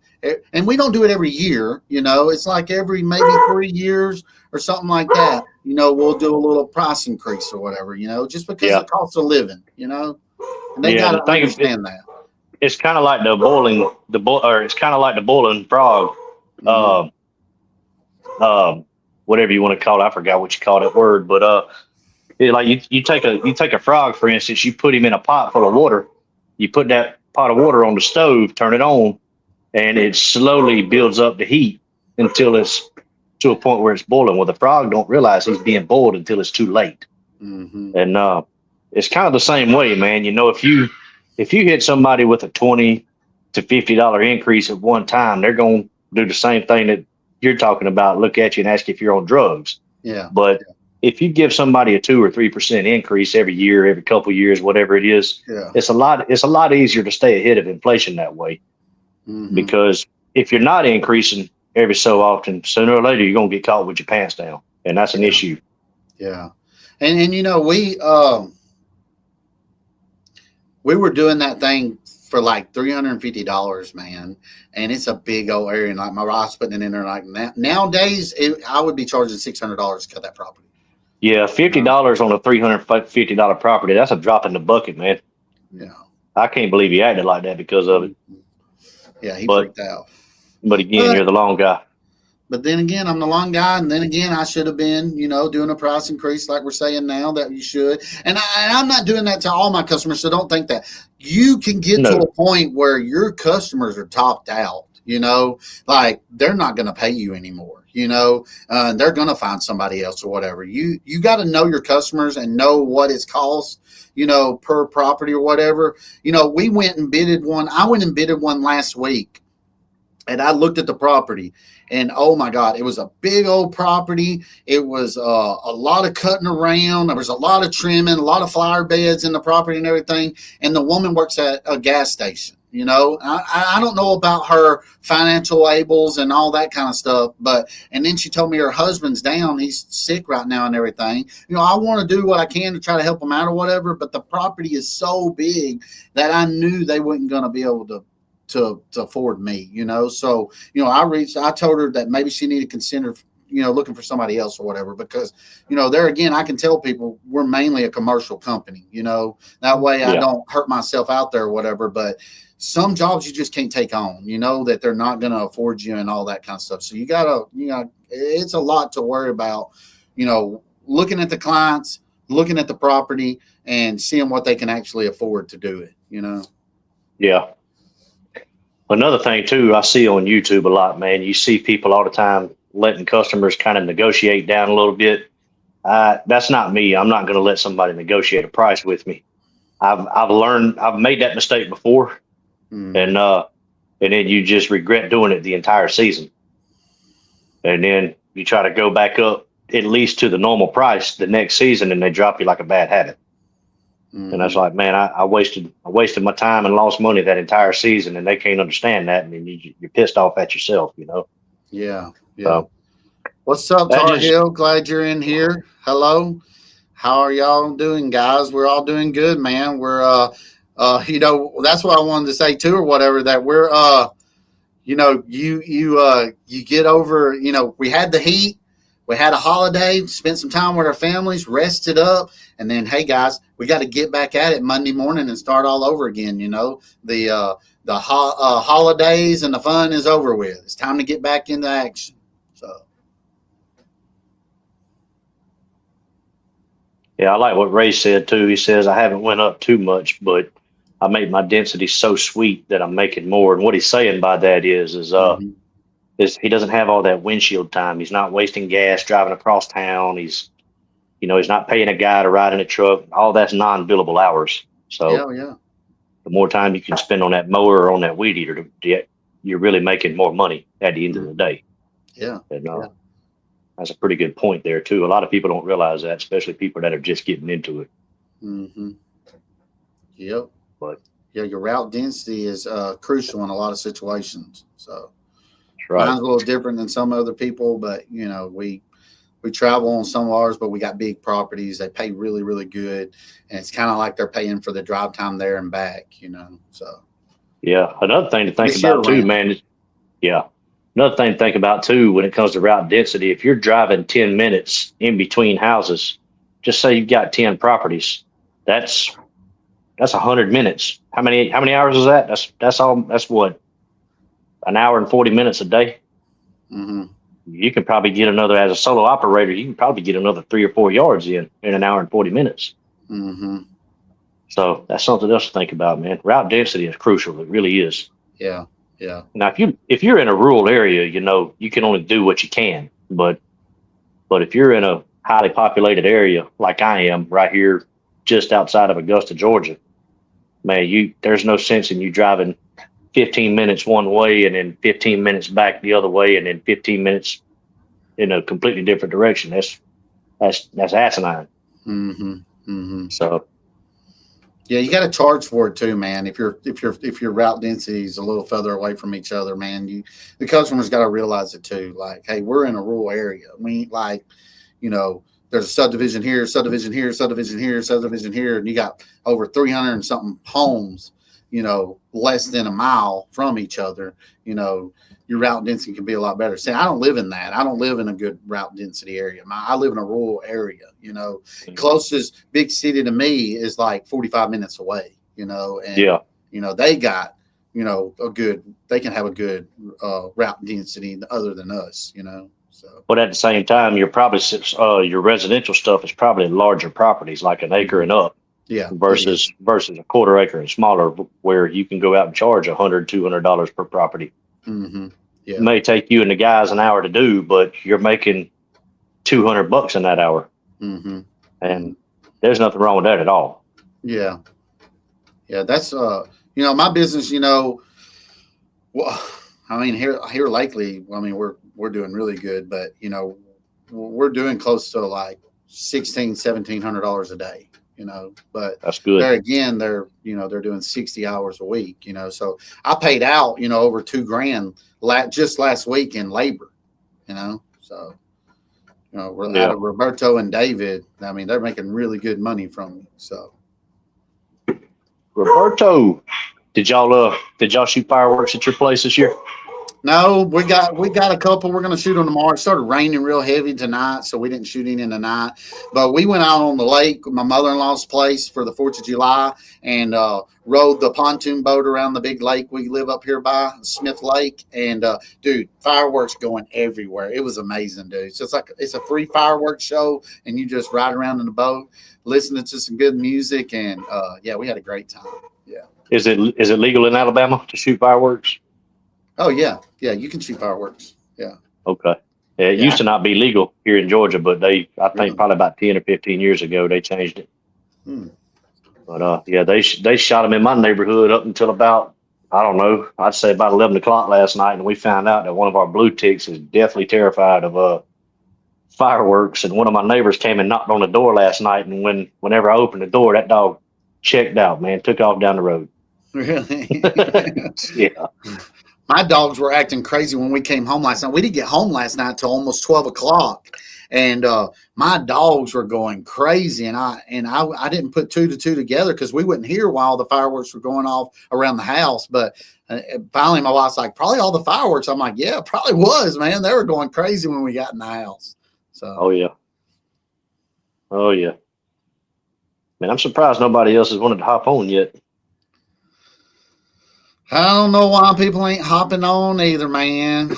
A lot of them just don't want to get on here and talk and everything. I can hear your dog in the background. Yeah, that's we've actually got a little poodle. She might weigh a pound soaking wet. Thinks she And then sounds bigger than that. well, we've also got two blue ticks too. That's my yeah, both of my daughters have blue ticks, and they have made house pets out of them, house dogs. You don't use them for hunting, huh? No, I'm not a coon hunter. Yeah. My buddy was one, dude. I got the funniest story ever. If y'all want just slide off of lawn care for a second, I was probably about 16 years old, and my buddies they all in high school and everything had the coon hunting dogs, the cages in the back of the trucks and all that. Well, they asked me to go, and I'm a deer hunter and squirrel hunter and all that, and turkey, and they all asked me, they like, you want to go coon hunting with us tonight? And I'm like, I guess I ain't never been. I think it'd be fun or whatever. This is before they had trackers for your dogs. Now they got trackers and they can get their dogs up pretty quick. For some reason, we ended up going through the woods a long ways trying to chase down the dog. We ended up on a railroad track, and the dog is running my buddy's like probably 50 yards behind me. Well, his dog starts coming up to me, and I can hear him, and he's like, get my dog, get my dog. And I thought he was saying, kick my dog. For some reason, I can hear him far away, and he's like, get my dog. And I thought it was part of it, to get him to act right or whatever. That dog came over there to me, man. I kicked it square across the whole railroad track, and he runs up to me and goes, why in the heck did you kick my dog? I was like, I thought that's what you were saying. I ain't never been coon hunting. I thought you said kick my dog. He's like, heck no. He said, well, let's go now. I was like, where are we going? He said, we're going home. We might find that dog 2 or 3 days from now. He said, that dog ain't coming up to us. It was the funniest thing ever. I was That's like, hilarious. oh my God. Yeah, he's like, kick my dog. But he'd say, get my dog. Yeah, that's funny. Mm-hmm. No, I had 9 rabbit dogs at one time. I growing up, probably the first half of my life, we had rabbit dogs as long as I can remember. Had a lot of those short-legged beagles. Yeah. And man, I love it. I mean, that's how I deer hunt with dogs. I mean, I take a stand. I don't have dogs, but just a lot of fun, man. I love hunting dogs. I just like dogs. Period. I love dogs. Yeah. Needless to say, they never asked me to go coon hunting again. Yeah, I could see that. I could see that. None of my buddies, and it was the talk of the town. You don't take Lee coon hunting; he'll destroy your dog. Yeah, he'll kick your dog, man. What that dog do to you, Lee? That's hilarious. I don't know. Looked at me weird, I guess. I kicked it. No, but Ray said we're averaging $900 a day, 6 hours daily labor. Last week was $925. Man, that's pretty good, man. When you can average that much a day, in especially 6 hours. In a 7-hour day. Is it 6 hours? I thought it was 7 hours. Yeah. Either way, still, even if it's a 7-hour day, that's killing it, dude. Yeah, that's killing it. We try to work 4 tens, and it's set up to work Monday through Thursday, and I've got Friday and Saturday to do landscaping or makeup days or whatever. And but right now I'm not accepting any more landscaping jobs until the fall, man. It's just because I don't have a whole lot of customers, but at the same time I'm a solo guy, and it's just too hard to keep up with as a solo operator. Yeah, and we mentioned it, before. If you can push your landscaping jobs back, if they'll agree to it and kind of set you up to do them in the fall, early spring, that's the best, man. That's awesome. That's what I want to try to do because we're just so busy right now. And it also gives you a chance to make some money in the off season. Yeah, to keep your guys, man, keep them paid. Yeah. And that's what helps with the year-round customers and everything. But if I can land, 3 or 4 landscaping jobs throughout the winter, man, that just helps that push a little bit more, to pay them. Yeah. Most of my customers are year-round, but they're not weekly or bi-weekly year-round. I think I've got 1, maybe 2 customers that are weekly year-round, but Everybody else, they just get serviced once a month in the wintertime. I'm coming out there mulching up leaves, knocking down winter weeds, things like that. Yeah. Yeah. But I mean, it's better than nothing. Oh yeah. Yeah. That's why it's Definitely, especially important. if you can get a bunch of them, if you can keep them year round, man, that keeps you flowing in money in the wintertime because we are a seasonal business here, so if you can, you know, push that further as you can, and it helps, especially with That's why leaves or whatever. that's why two things are very important, man. One, you gotta manage your money. You gotta know how to manage your money. And for two, you gotta offer more than just cutting grass. I mean, me and Buster was talking about it the other day, man. Cutting grass, lawn care. It's a gateway business. Mm-hmm. They say marijuana is a gateway drug. Well, lawn care is a gateway business. It leads to bigger and better opportunities.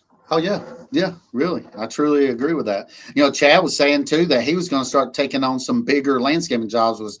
Was I in, thinking about it, taking on bigger landscaping jobs? But I don't know. I want to try to take on what we can handle. I don't want to push it too far, whatever. Just having David and Roberto out there, and I'm pushing them pretty hard right now this time of year. So Yeah. I've got a buddy of mine. That's all he does is landscaping. He does landscaping and hardscaping. He doesn't do any maintenance at all. mhm. And I was talking to him back in January, and he told me that he turned over $250,000 just in materials. Yeah, I was like, dang. And he's a solo guy. He'll hire help when he needs it, but he's pretty much doing it by himself. He doesn't have anybody on a set payroll. yeah. What's up, Chad? Chad came back in here. He had to go poop, shave, and shower. Probably. He's Hey back. man, gotta do what you gotta do, though. Yep, Gotta stay definitely. comfortable. Gotta stay comfortable. Ray said, I always push my projects to the fall, winter, but this year, I got Ace out here, so we're doing them. Yeah, he does have an ace out here, man. That guy he's got, man, is killing it, man, and stays with him, shows up every day. That's what you want with an employee, man. They're hard to come Yeah, by. yeah. He found an anomaly in that one. Yeah. Yep. He said, daughter took my phone. That happens a lot. My kids, man, they take my wife's phone all the time and they try to get mine. I'm like, shit, no, you got a tablet or whatever. Go. My wife would probably try to fight him if they took their phone. But yeah, Somebody said, Tar Heel said, like someone said today about lawn carriers, you have to put money back for retirement, maybe a 401k. It's not a bad thing, man. Definitely, we can't, I would say we can't do this forever, but man, there's a lot of people that prove me wrong on YouTube and that I see out here in my town that are older gentlemen, and they might slow back and do 10, 15 yards, but I mean, they're pushing 65, 68 years old, and they're still out here getting it. And I'm like, shoot, y'all make me look bad. yeah. You can also invest in other things too, like different business ventures. That's another good way to save money, like for the future, Mm-hmm. like things other than lawn care. Because I mean, let's face it, man. You're not going to be out here cutting grass when you're 70 years old. That's Mm-hmm. not the volume we're doing. But I know there's different things you can invest in. Like you can get into dumpsters, like the roll off dumpsters, stuff like that. I mean, there's so many other things you can invest in. Yeah. See, and that's what Chad said. That's what I did for years from '08 to 20, Tar Heel. It was putting money into 401k and all that kind of stuff. So, and Ray said he's got Edward Jones IRA. So that's good, man. You know, investing for the future, man. I mean, when we can't do it or whatever, we don't get no retirement. You are the retirement, you are the main character, so you need to be putting back. Ray said his guy got 925 last week. That's awesome, man. Yeah, Roberto got $1,230 this last week. Mm, That's what he made. So 60 hours. yeah, 60 It's pretty hours. good. Do you Yeah. pay time and a half or is it straight time all Man, the it's a way? straight time all the way. I don't do time and a half or nothing like that. Yeah. Probably should, but I don't do it because see, a lot of people don't realize Roberto gets paid year round, whether we're working or not. I got him a salary set up for the wintertime. He might not work for 2 straight weeks, but every Friday he's getting something. He's got a Yeah. family and all that too. If we're not working or whatever, I'm still taking care of him because he is double taking care of us in the summertime. Yeah, you got to take care of them, man. If not, you ain't gonna be able to keep good employees. No. You ought to see if Tar Heel wants to jump on. Well, come on in here, Tar Heel. He said he wanted to jump on. No, I'm saying you ought to see if he wants to. Yeah, come on in here, Tar Heel. You're a new guy, man. You're hey, we want to know what's going on and all that. I want to know what you're learning. Yep. Chad said, how'd you do last week, Lee, cash wise? We did $7,600 last week. That's what we made out of the business. Now that's all together. That's not counting the fuel that I spent out. That's just what I billed out last week, and that's not counting taking out that for Roberto and all that. So we still had a good week. Yeah. Yeah. Gross revenue. Yeah. Tank, you do good last week? About average, 39. Yeah, that's good. I mean, 4 days a week as a solo guy. Yeah, that's really good.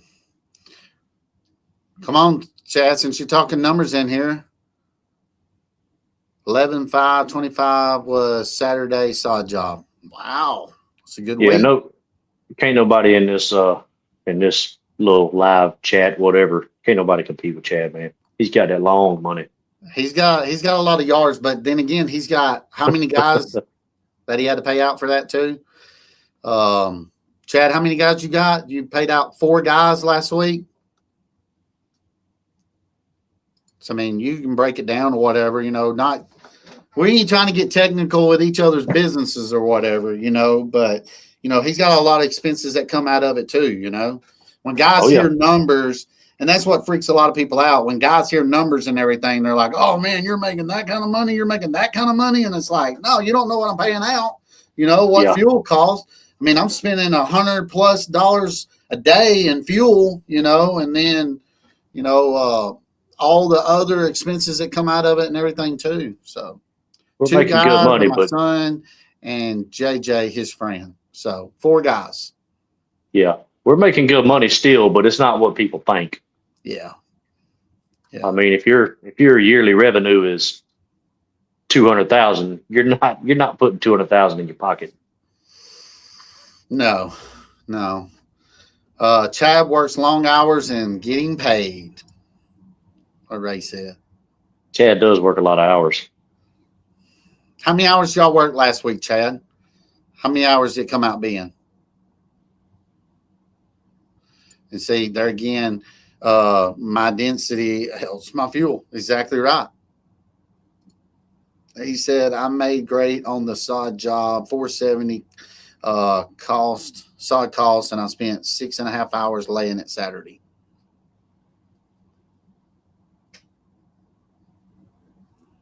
Spent 6.5 hours laying it. And how many pallets was it? 3 pallets, I think is what he said. But that's probably dressing it and doing all the, not just just laying it. Yeah, I'm sure that come with prep work too. That's not bad. Yeah. I know when I'm by myself, it takes me an hour and a half. No, $2,500. That's really good. No, it's not bad at all.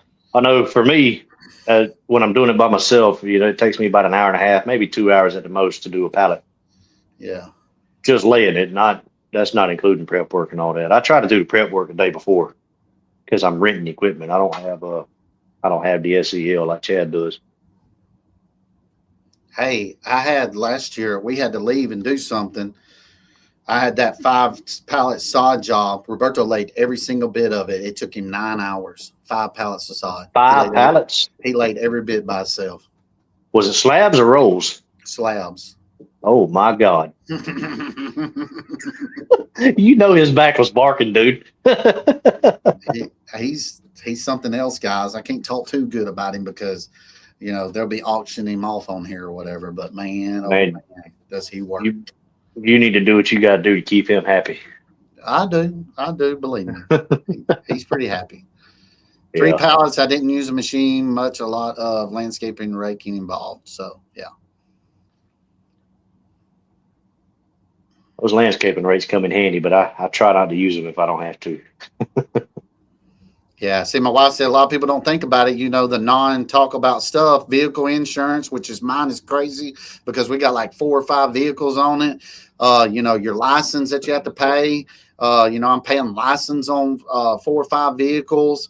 And Ray mentioned truck tires, brakes, trailer tires.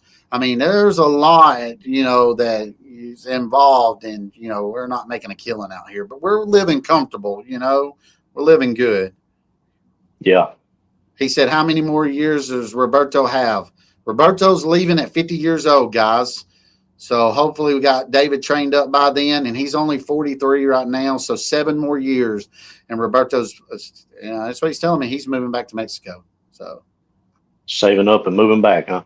mm-hmm. Yep. That's what he's doing. Heard that. Yep. And I want him to. I mean, that's his homeland. He wants to go back home. He does everything right. Don't take anything from the government. Everything he makes is through me.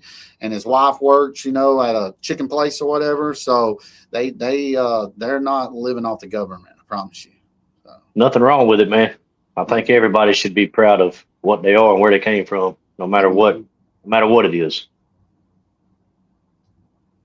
So my son helped for about 4 hours. I paid him $100. It's good for a 15-year-old. Shoot, yeah. Yeah, see, my 2 trucks insurance, what Chad's talking about, $5,500 a year. Commercial insurance. That's what I got on all mine, Chad. So you're exactly right.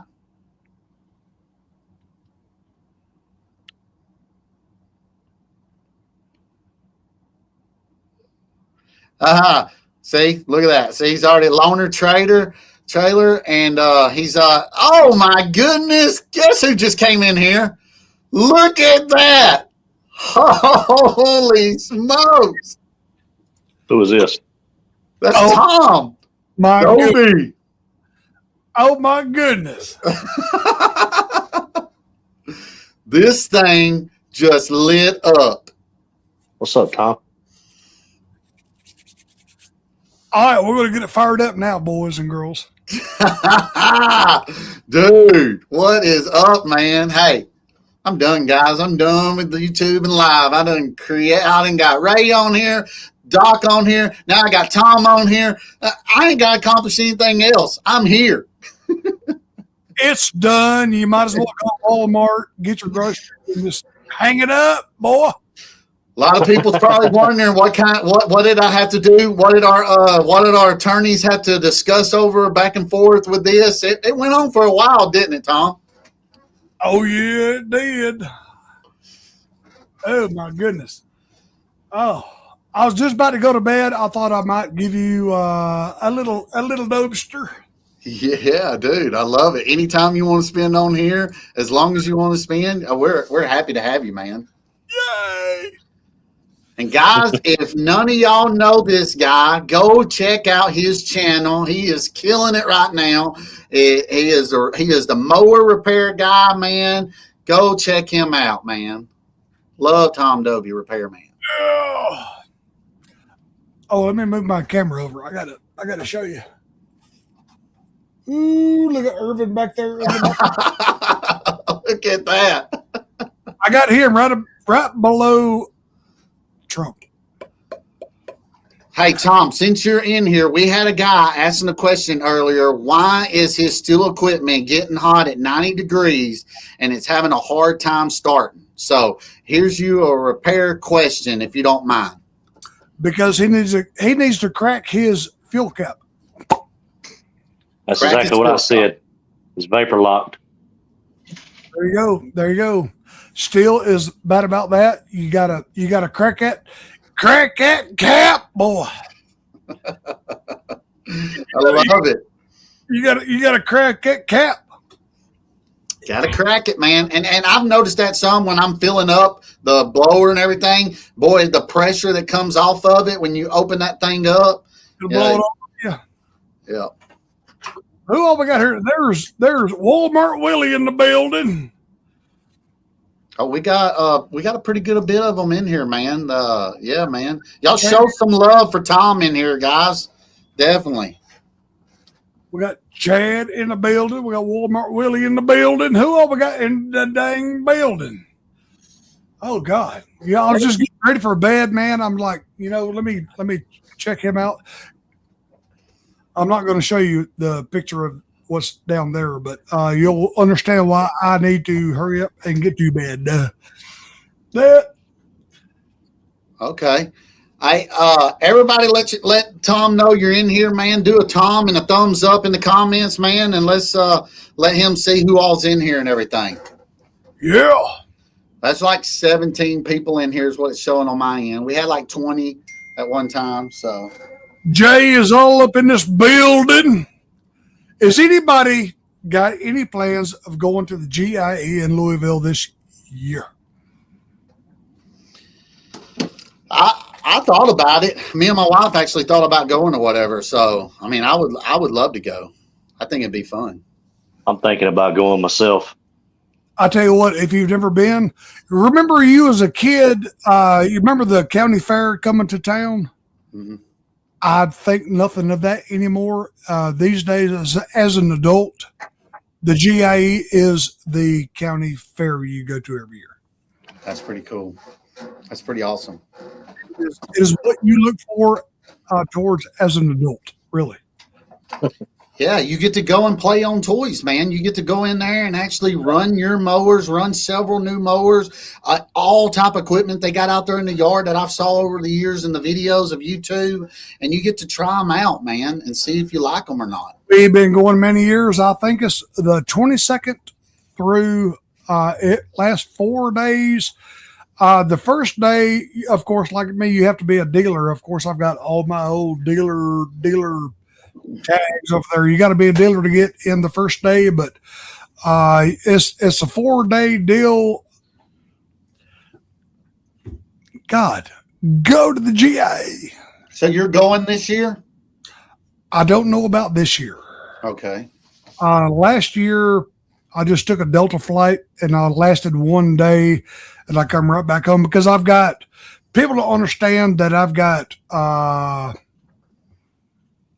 responsibilities that a whole lot of people don't understand. But years past, we spent 2 or 3 days out there with certain folks. Yeah. We got goofy with.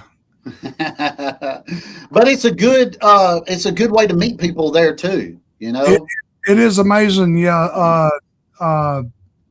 Willie says, see Terrell. Yeah, we've hung out with Terrell. Tom Gross is Terrell's name, really. Chicanik, Bree. Yeah. I don't ever remember seeing Bree at the GIE, but God, with Terrell, I got to, me and the lawnmower detective got to eat hot dogs with Terrell. If y'all are a big fan of Terrell, but yeah. I don't want to come on here as a lawnmower mechanic and take over your lawn care service channel. No, but you can give a different because that's a different part of the business. You're out there, fixing us up in your community to keep them going and everything. So you are a big part of the lawn care community. Well, at least I get to take my shirt off and be inside a shaded garage with fans going. You guys have to be out there in the sun. Yeah. You guys are out there in the heat, brother. Yeah. Yeah. It's crazy. I want, Scott, he wants to go see Spencer. Well,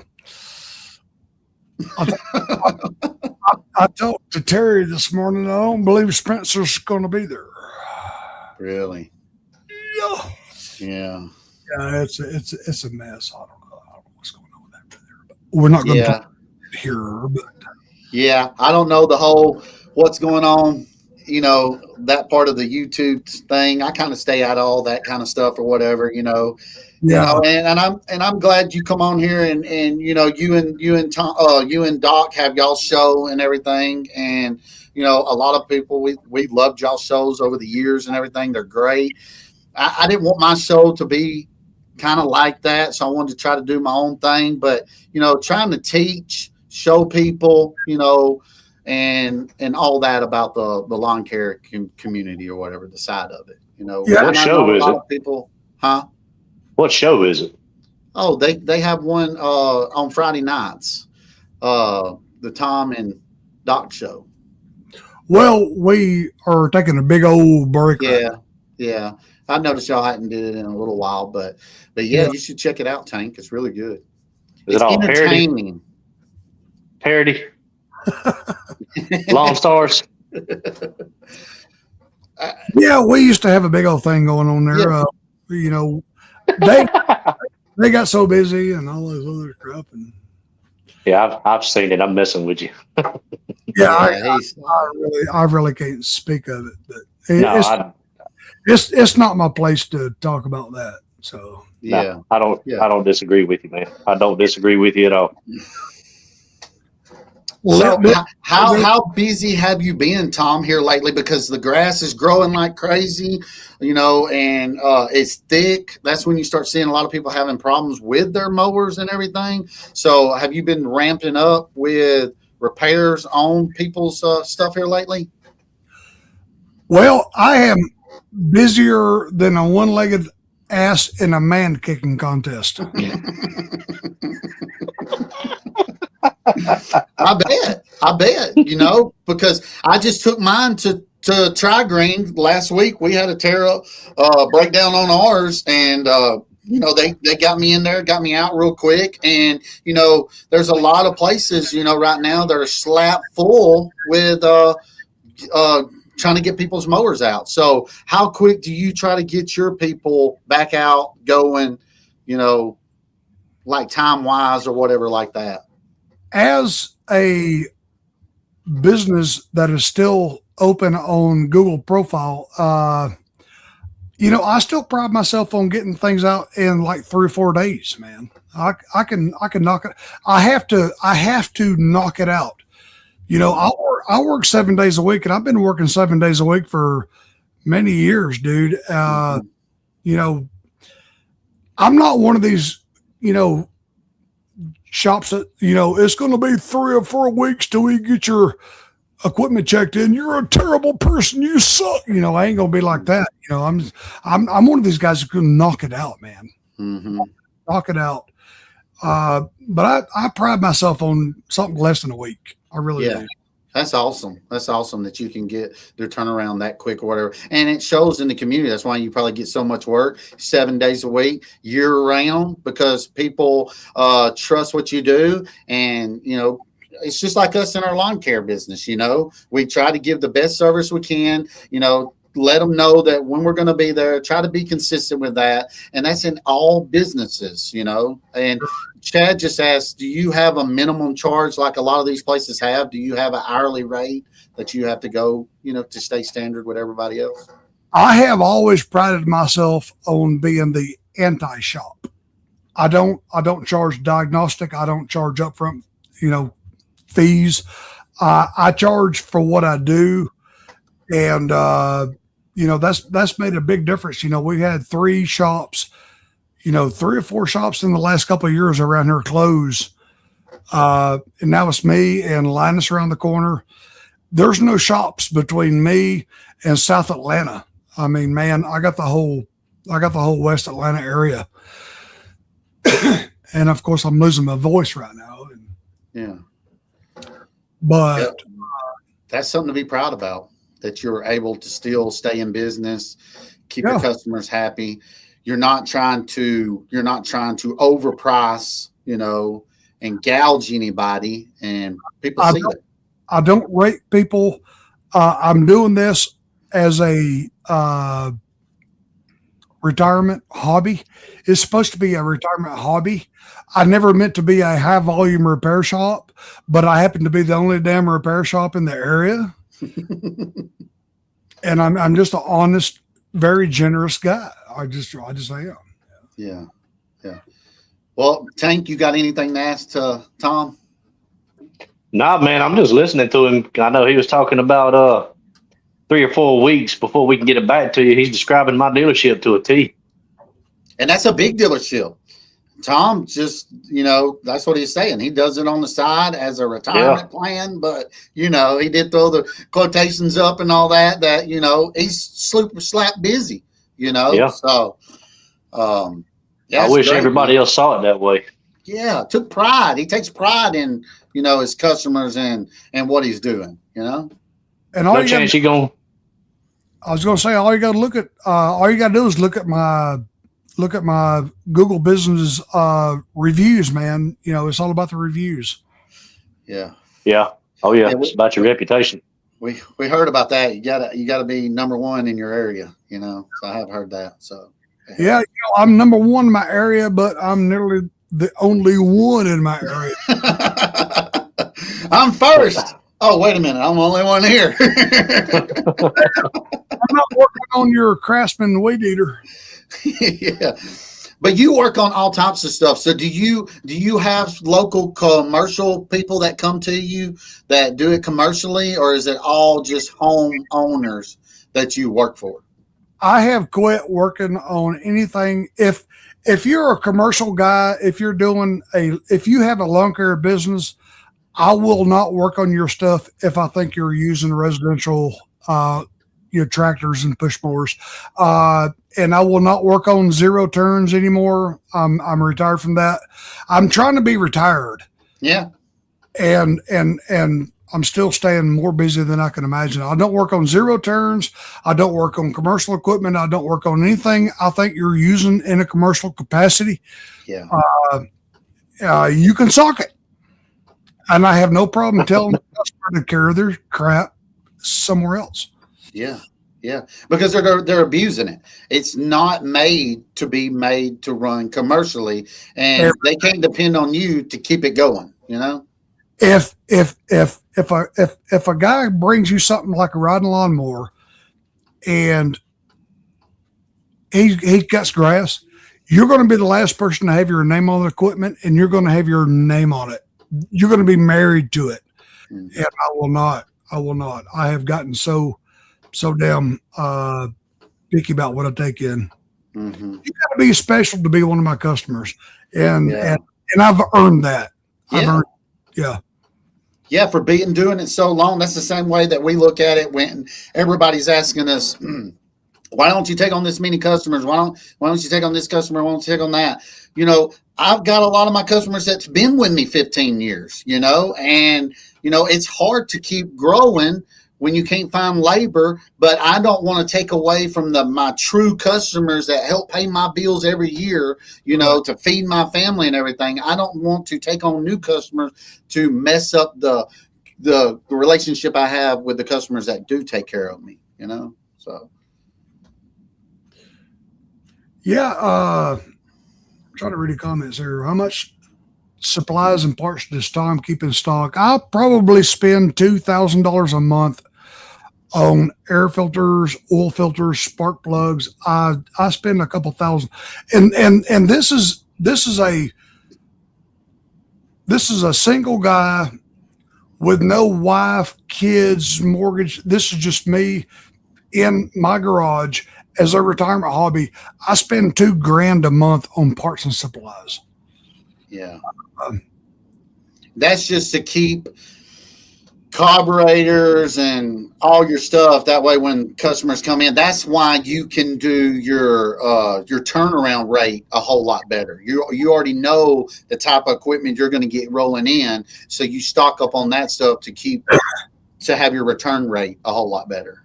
Yeah, and there are several times a year I will go on my Google Business profile and mark myself permanently closed because I just gotta take a break and cut back. Yeah, wow. It's like in the switch. I can mark myself closed, the phone will quit ringing. I can reorder parts, and I can take a dang break.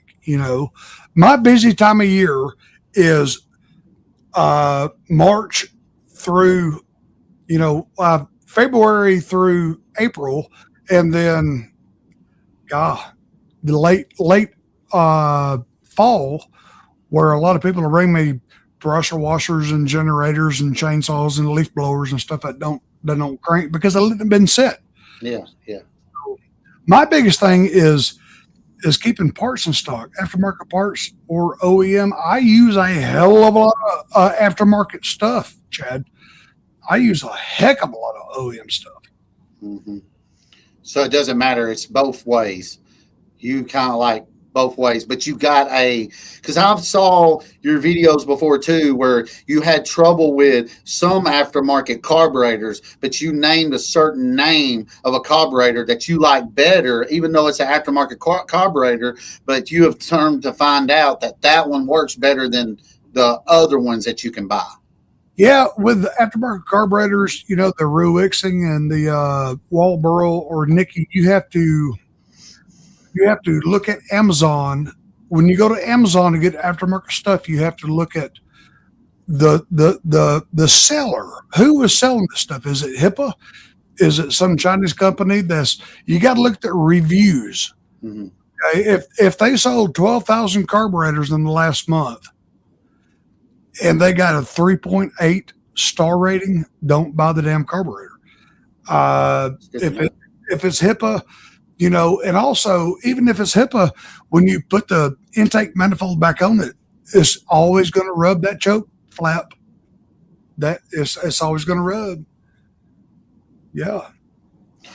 He asked too, pretty much, if you're running your mowers pretty consistent and everything, is regular gas or ethanol gas better? Which one? Because I'm going to say my thing first, and it might not be right, and we're going to learn from you. I run regular gas and don't have any mess ups with mine, but I constantly keep them running. They're always running fuel through it. So the nearest ethanol gas station that's with me that actually sells 100% ethanol gas is probably 15 minutes, 20 minutes from me, and I don't go by that store all the time. So. I've been in this shop for 27 years in this location. And I have never used anything but 87 pump fuel. Okay. What are you going to do? Are you going to go down to Quick Trip and pay $4.69 for a damn gallon of non-ethanol, put it in the customer's equipment, and they're going to take it home and put their crap in it? Yeah. I mean, really. And in the 90s, I was a steel dealer in that building just across the street, which is the reason I bought this house.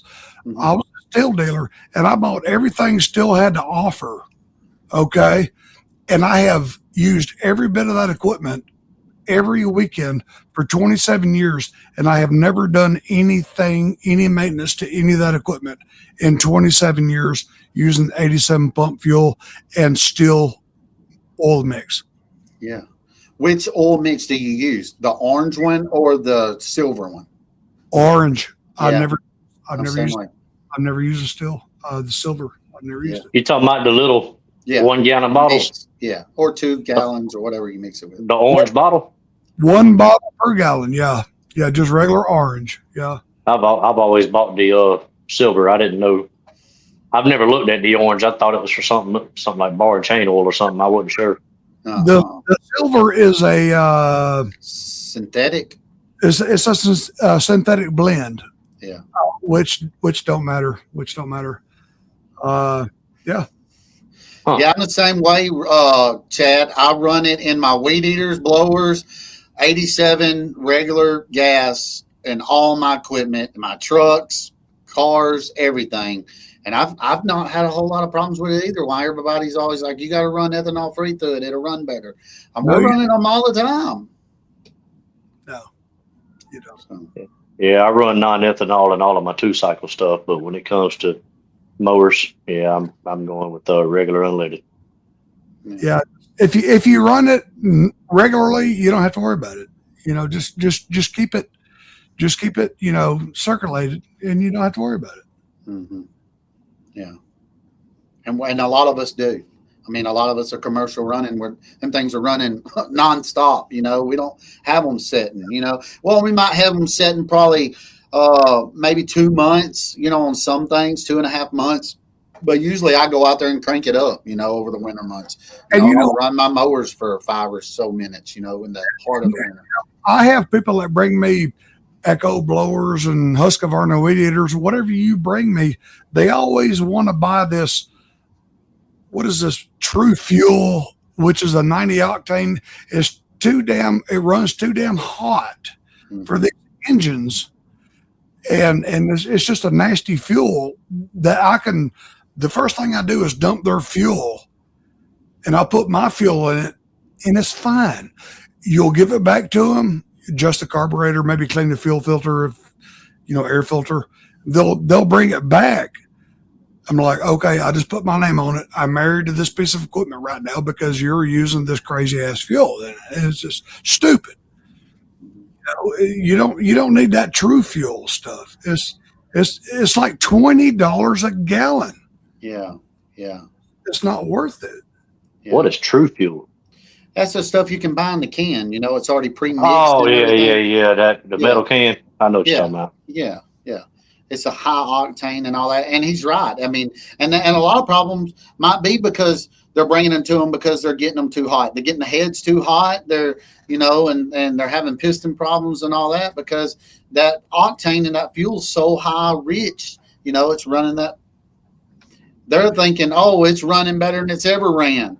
Well, it's probably like putting jet fuel in it or something, You have to realize that a water-cooled engine, whether it's a motorcycle, automobile, truck, if it's a water-cooled engine, they're going to run 210, okay? You have a air-cooled engine like a weed eater, blower, whatever, they're going to run over 300.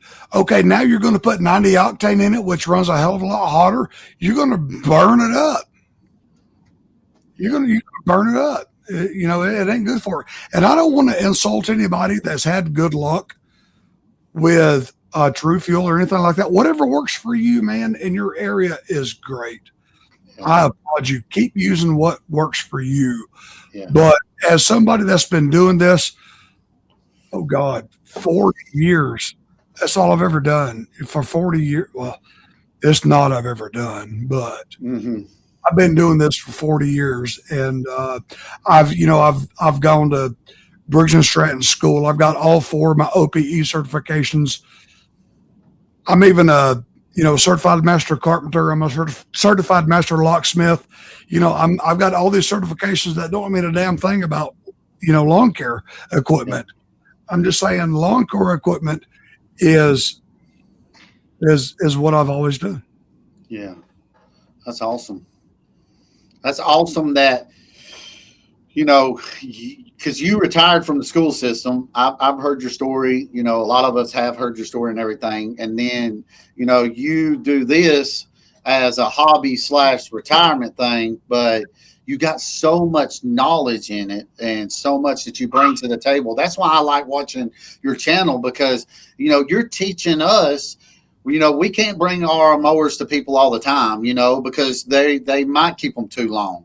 But you're teaching people, hey, with a little simple stuff right here, you can fix this thing and be back up and going. Just a little bit of elbow grease, Yeah, with you mentioned also the spark arresters.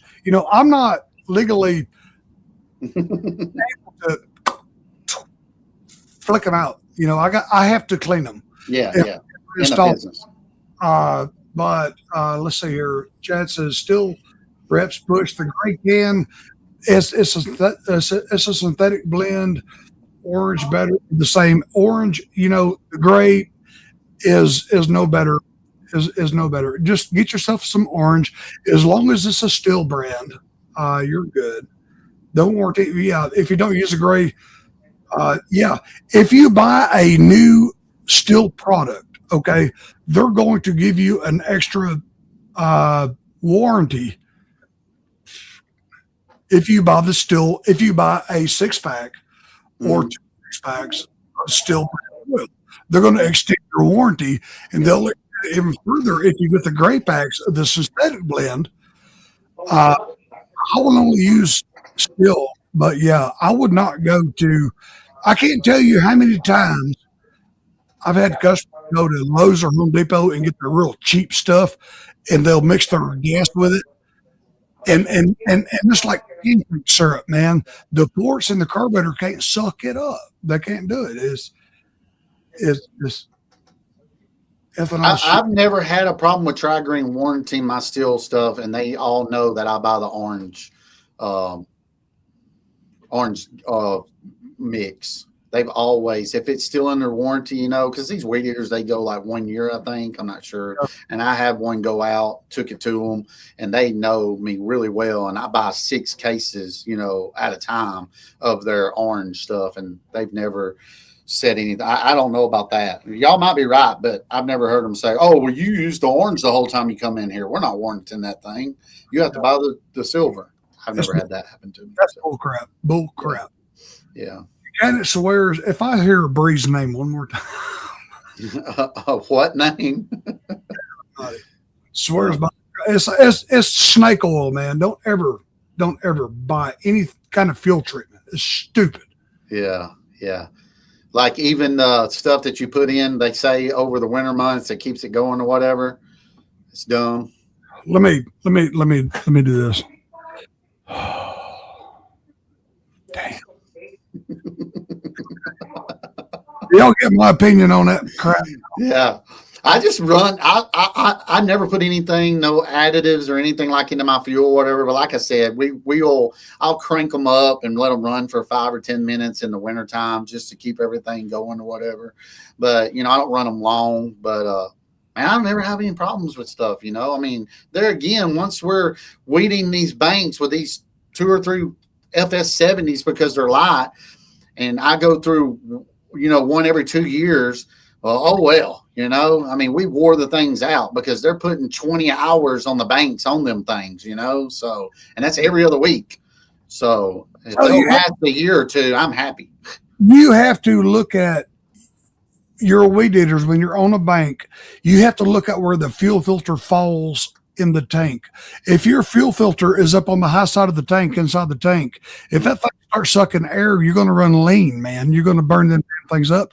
If you're always going, if you're going left-handed on a bank, okay, and you're at a 20-degree angle, make sure your fuel filter falls to the fuel cap part of the tank so you can get pure fuel and you're not sucking air because you're going to run it lean, man. Mm-hmm. Is that what you're doing? Answering Dalton's question, Doghouse Lawn Care, because he was just kind of describing like that. Doghouse, come on, my trimmer was acting funny before it finally didn't start for me this week. It was losing power for a few seconds. I'd flip it over to the edge. You got to look at where your fuel filter falls. So that's what you were going with.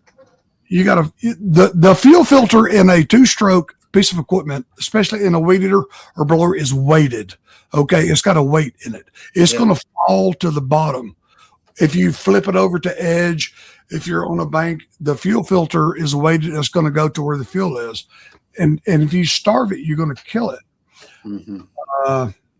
I've never thought about that. It is, and when you replace a fuel line on a weed eater, blower, whatever, you got to make sure that fuel line goes in your tank, and it follows the entire length of that tank. The fuel filter will sit, and it's weighted.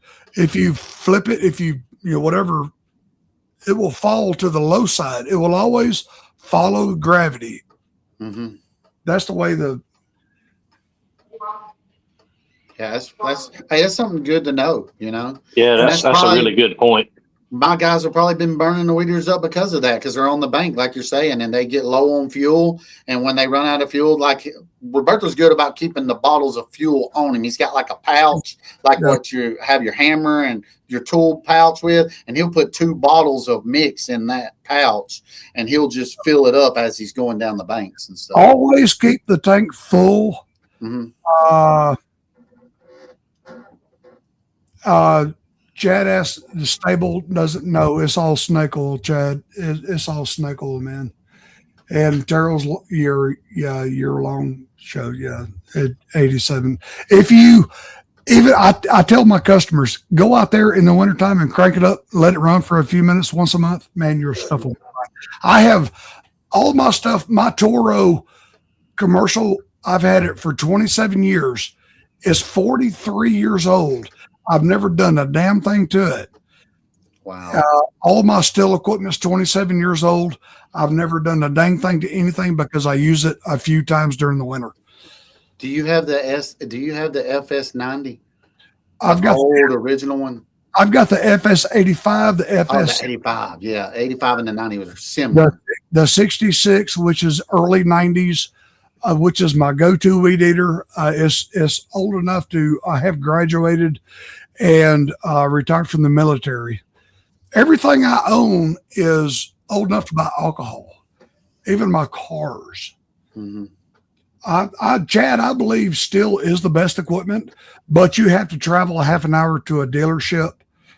Don't ever go to Lowe's for Husqvarna. Home Depot sells Lowe's. Home Depot sells Echo, Mm-hmm. which is okay with me. Lowe's sells Husqvarna, which has gone down the crapper. Don't buy Husqvarna stuff anymore. Yeah, that's awesome.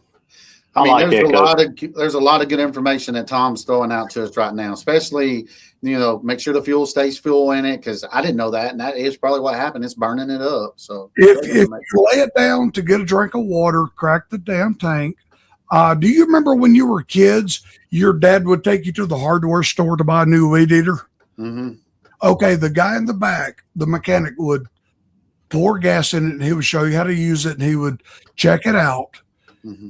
You don't do that no more. You would walk into Home Depot and you would grab one off the shelf. I cannot tell you how many people have brought me an Echo weed eater, laid it on my table, and the engine is twisted and the throttle trigger is twisted this way and the head's twisted. I have gone to get. I've got 2 associate's degrees in chiropractic, because every weed eater and edger, I have got to give it a chiropractic adjustment. I've got to get everything back in line. Okay.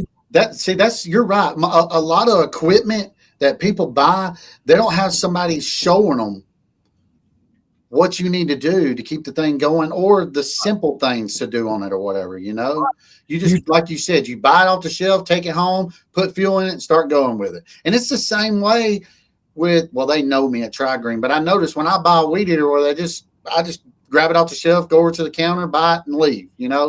There's got to be somebody or something that gives a little knowledge to this stuff, but they might not want to, because they might want you to have it broken, come back and buy another one. That might be their scheme. It ain't like it used to be.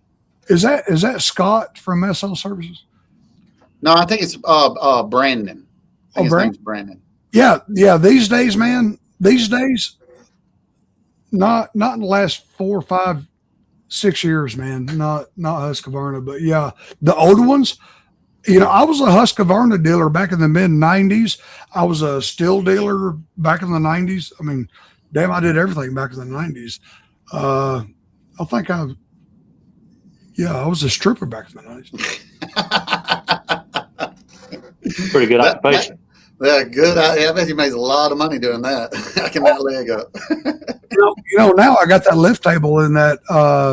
I got that phone probe camera. I do colonoscopies now. Oh my goodness! Look who else just joined in with us.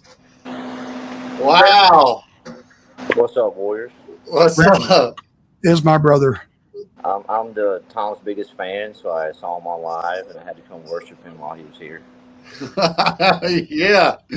So it took Tom coming on here for you to finally come. I knew me and you couldn't get it together with our lawyers, but finally I broke in the lawyers back and forth with Tom, and he got on here. Yeah, I already owe Tom like $2 million in back pay, so I do a lot for Tom. So, That's awesome, dude. Glad you joined us tonight, man. But we'll get with it, the video you put on today and everything. We got to talk about it. You ain't done doing videos. Dude, we're still talking to Tom over here, man. Tom, Okay. everybody cares what he's talking about. It's helping them. So carry on, Tom. Carry on. I have got one message from a subscriber I would like to share. Are you ready to hear this? Yeah, go ahead.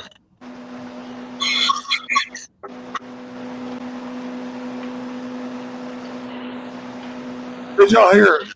I didn't hear it. It was really quick.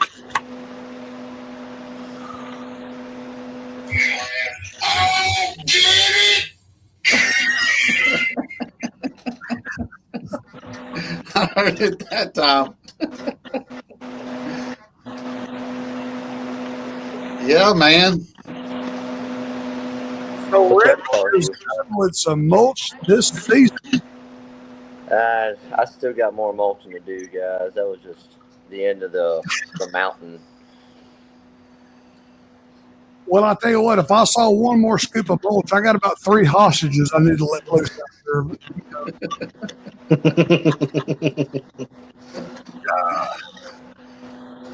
He is the mulch king, man. He is the mulch king. No doubt about it. Who, Randall? Oh, yeah, Randall is. Whew. Yeah. He does beautiful work. It's the mulch slave, and the years of enslavement has made me good at being a good slave. So if you're not good, Oh, that's you get right. beat up. That's right. You said you're a vampire. You've been around a while. Yeah, 777 this year.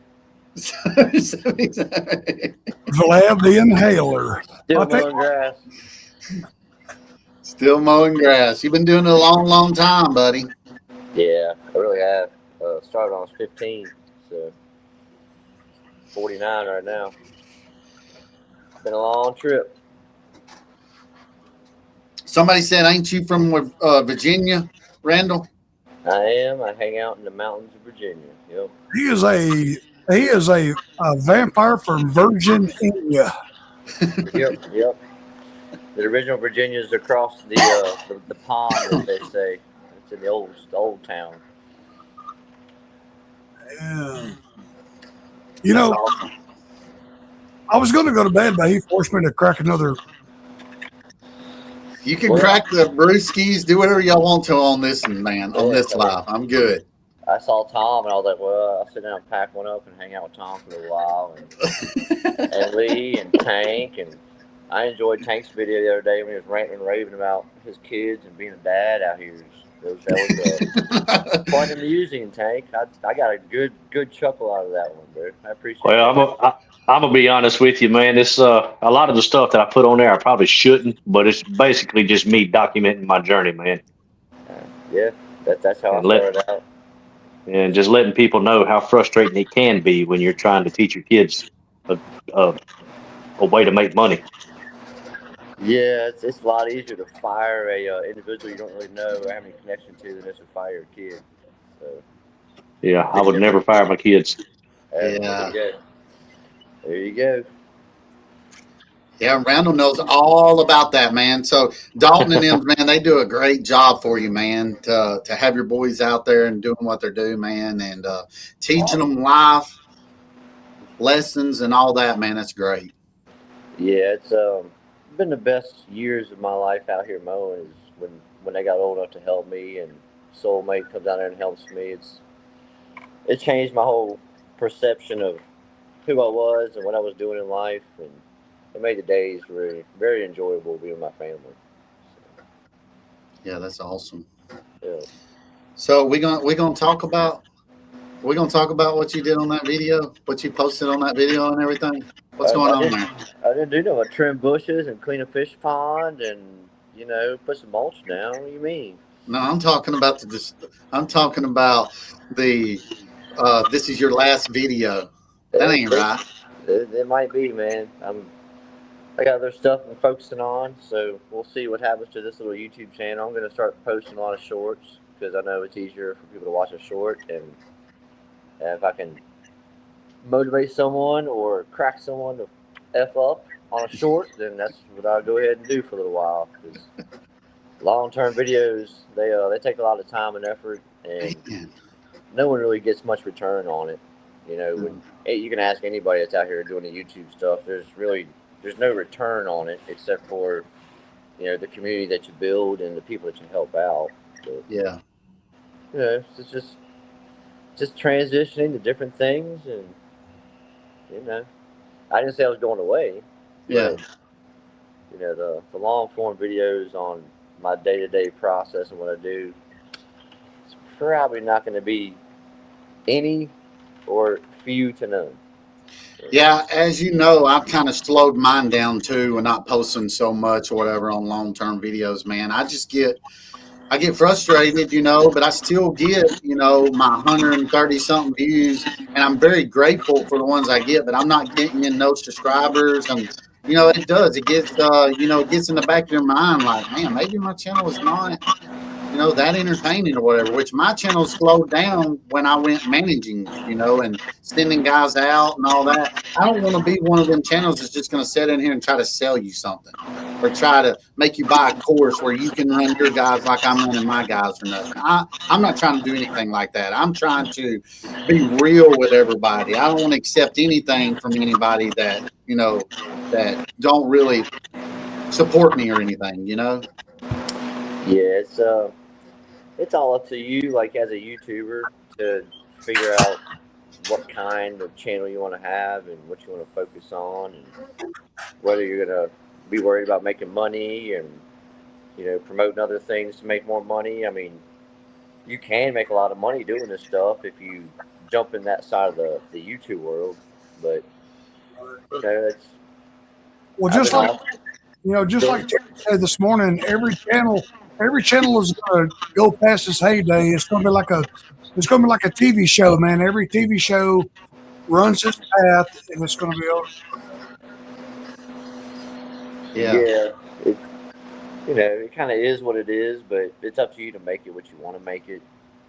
I just, the right people never came to me and were like, hey, promote this product, promote that product. I had all the crazy weird stuff like recliners for old people and battery powered mopeds, and I could have a garage full of cool stuff that I tried to sell you guys on affiliate marketing, but I never jumped into that.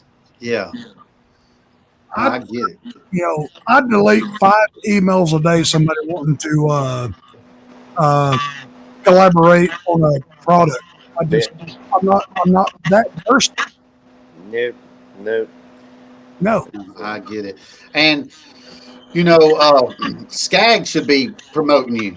I mean, the work that you do, the quality of the work that comes out with them Skag mowers and everything, they need to be, promoting people like you and showing the beautiful properties and their cutting and everything. But see, they don't see the bigger picture of what a lot of us see, and it's crazy how you got to have 100,000 subscribers before they start doing that or whatever. It should be, they should be helping the people that are helping a lot of the realists out here.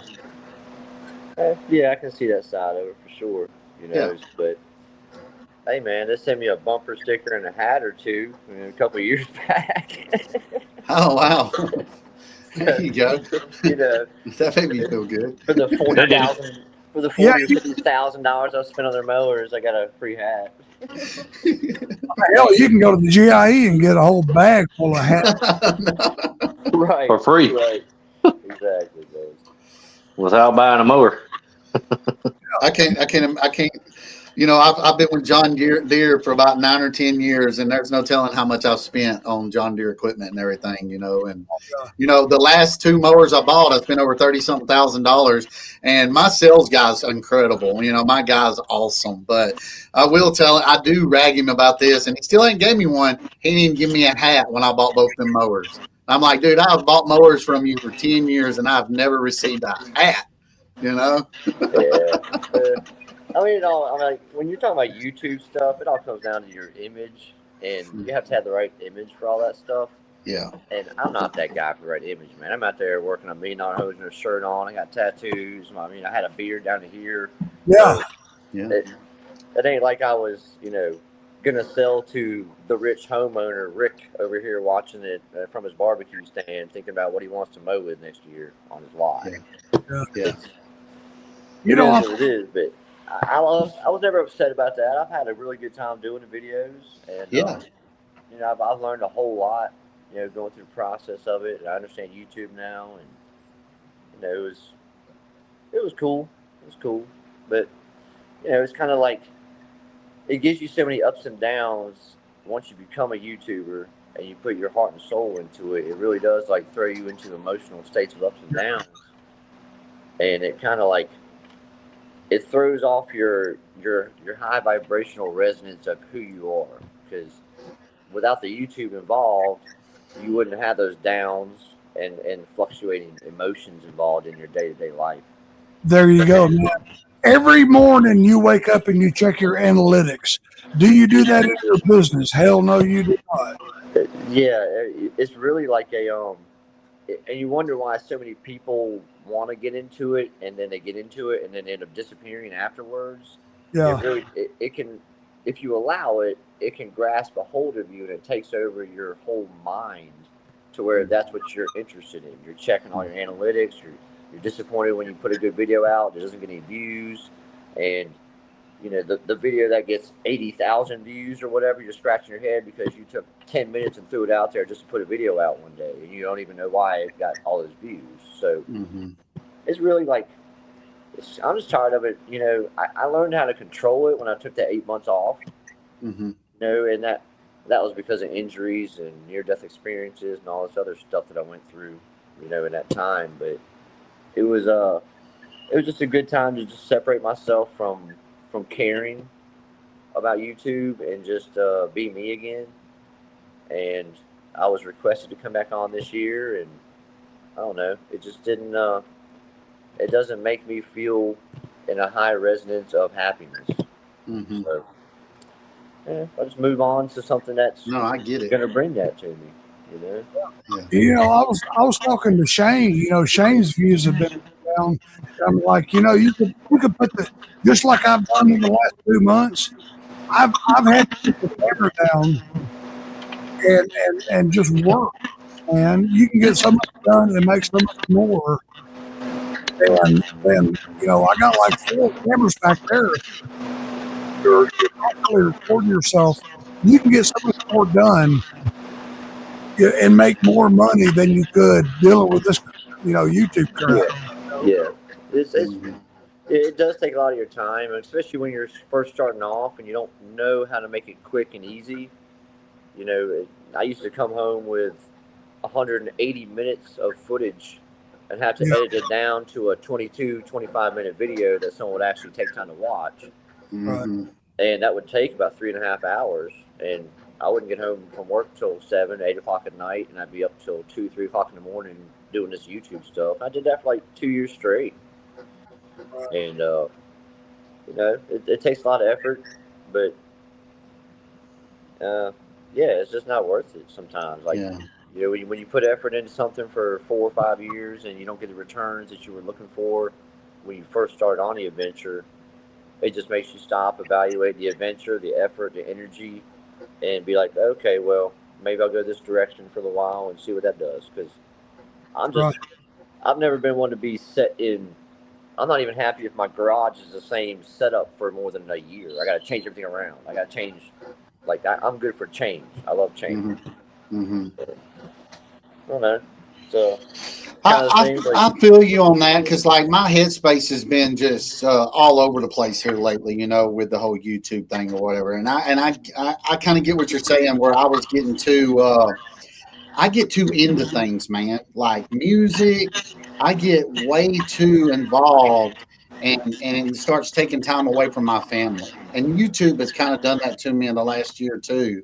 And that's why I don't do as many videos as much. But I find in myself, and you're right, looking at my analytics, looking at my, you know, subscriber counts, constantly looking at it, and it's taken away from, you know, what actually matters, you know. So I get where you're coming from, and that's why I've I went to this live on Sunday nights or whatever, and it's kind of helped me out a little bit, from far as doing as many videos a week. I've kind of scheduled a time. Now, there again, this has been pretty hard too, because here you are every Sunday at 7 o'clock. I've set a time to bring people in, talk to people. So your schedule is kind of nailed down, and that gets kind of tough too, as long as you can do it. It does, and I mean that's why I was like, I give Shane and a lot of respect, and Tom also. They were there religiously on a regular basis for years for everybody to hang out there and just goof off and stuff. But like you just said, it's a commitment, and it really isn't really a commitment for you. It's a commitment for all the guys and your community, and to hang out and just kind of enjoy life a little bit, or talk and learn and just discuss issues that we've had all week. And it's just a good thing, man. I've never done it because I don't have a life where I can have a set schedule and time where I could do it. I just could never commit to it. I got 7 people in my house, 6 animals, and a lot of work. So time is not something I have an abundance of. Yeah, that's why I've liked Tom and Doc's show too, because they're taking it away from the lawn care.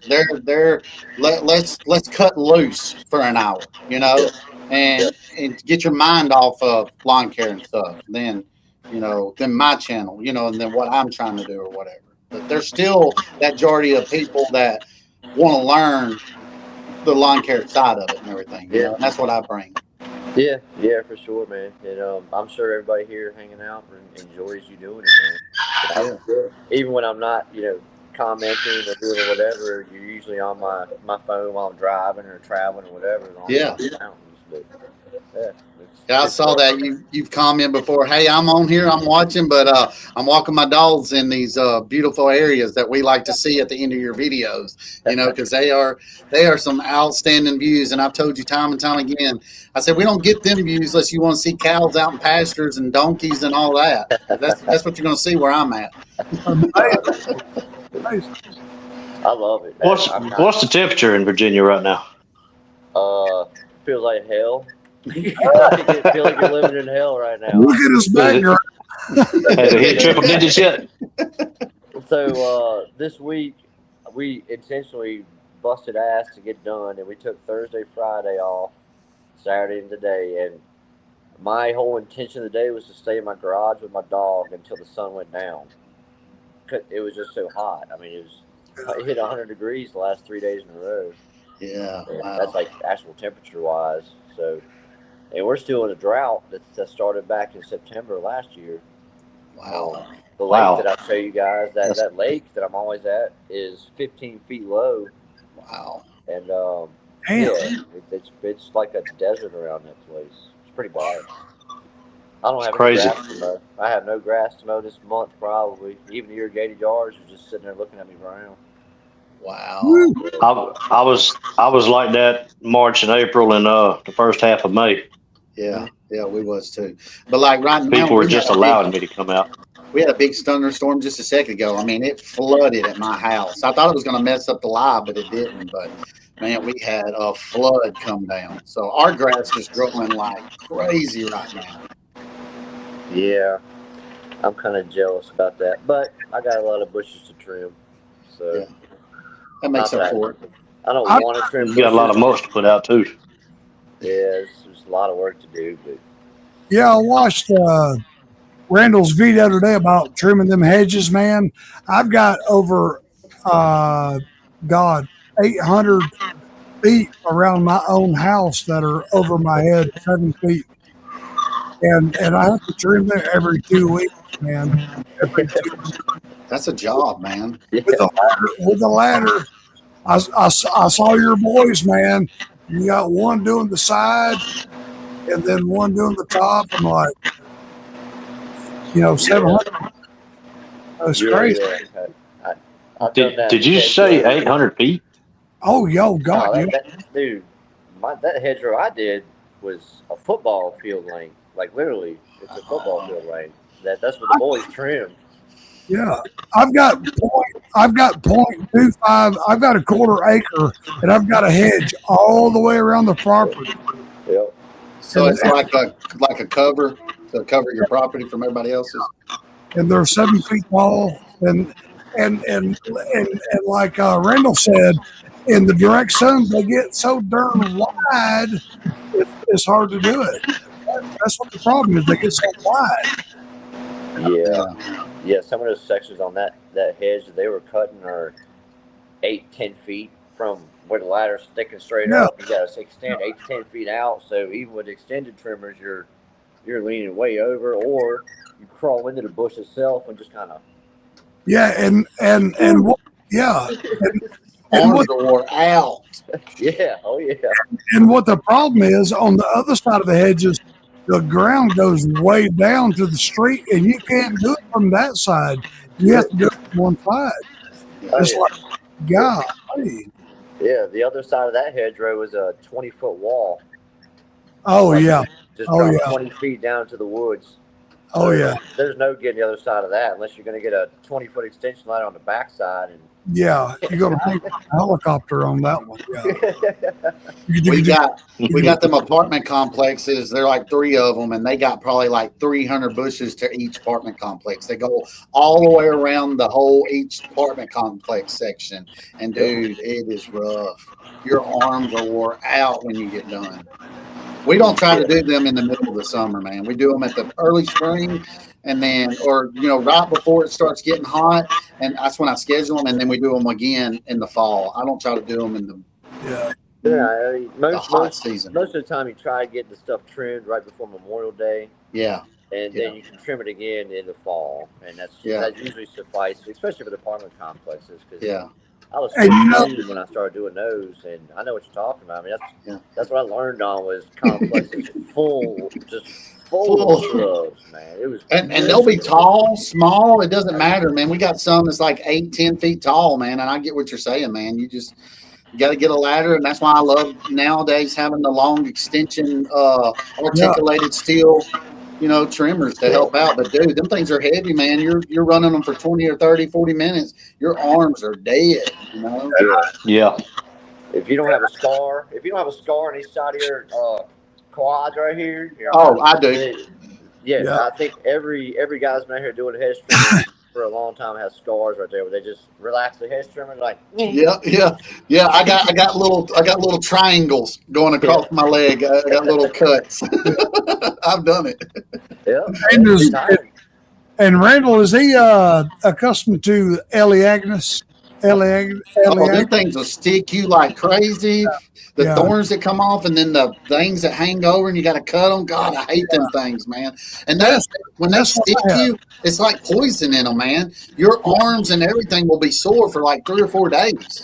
It'll fester, man. That's what I planted. I planted like 800 feet of Agnes, and it's all 7 foot tall, man. That's what I deal with.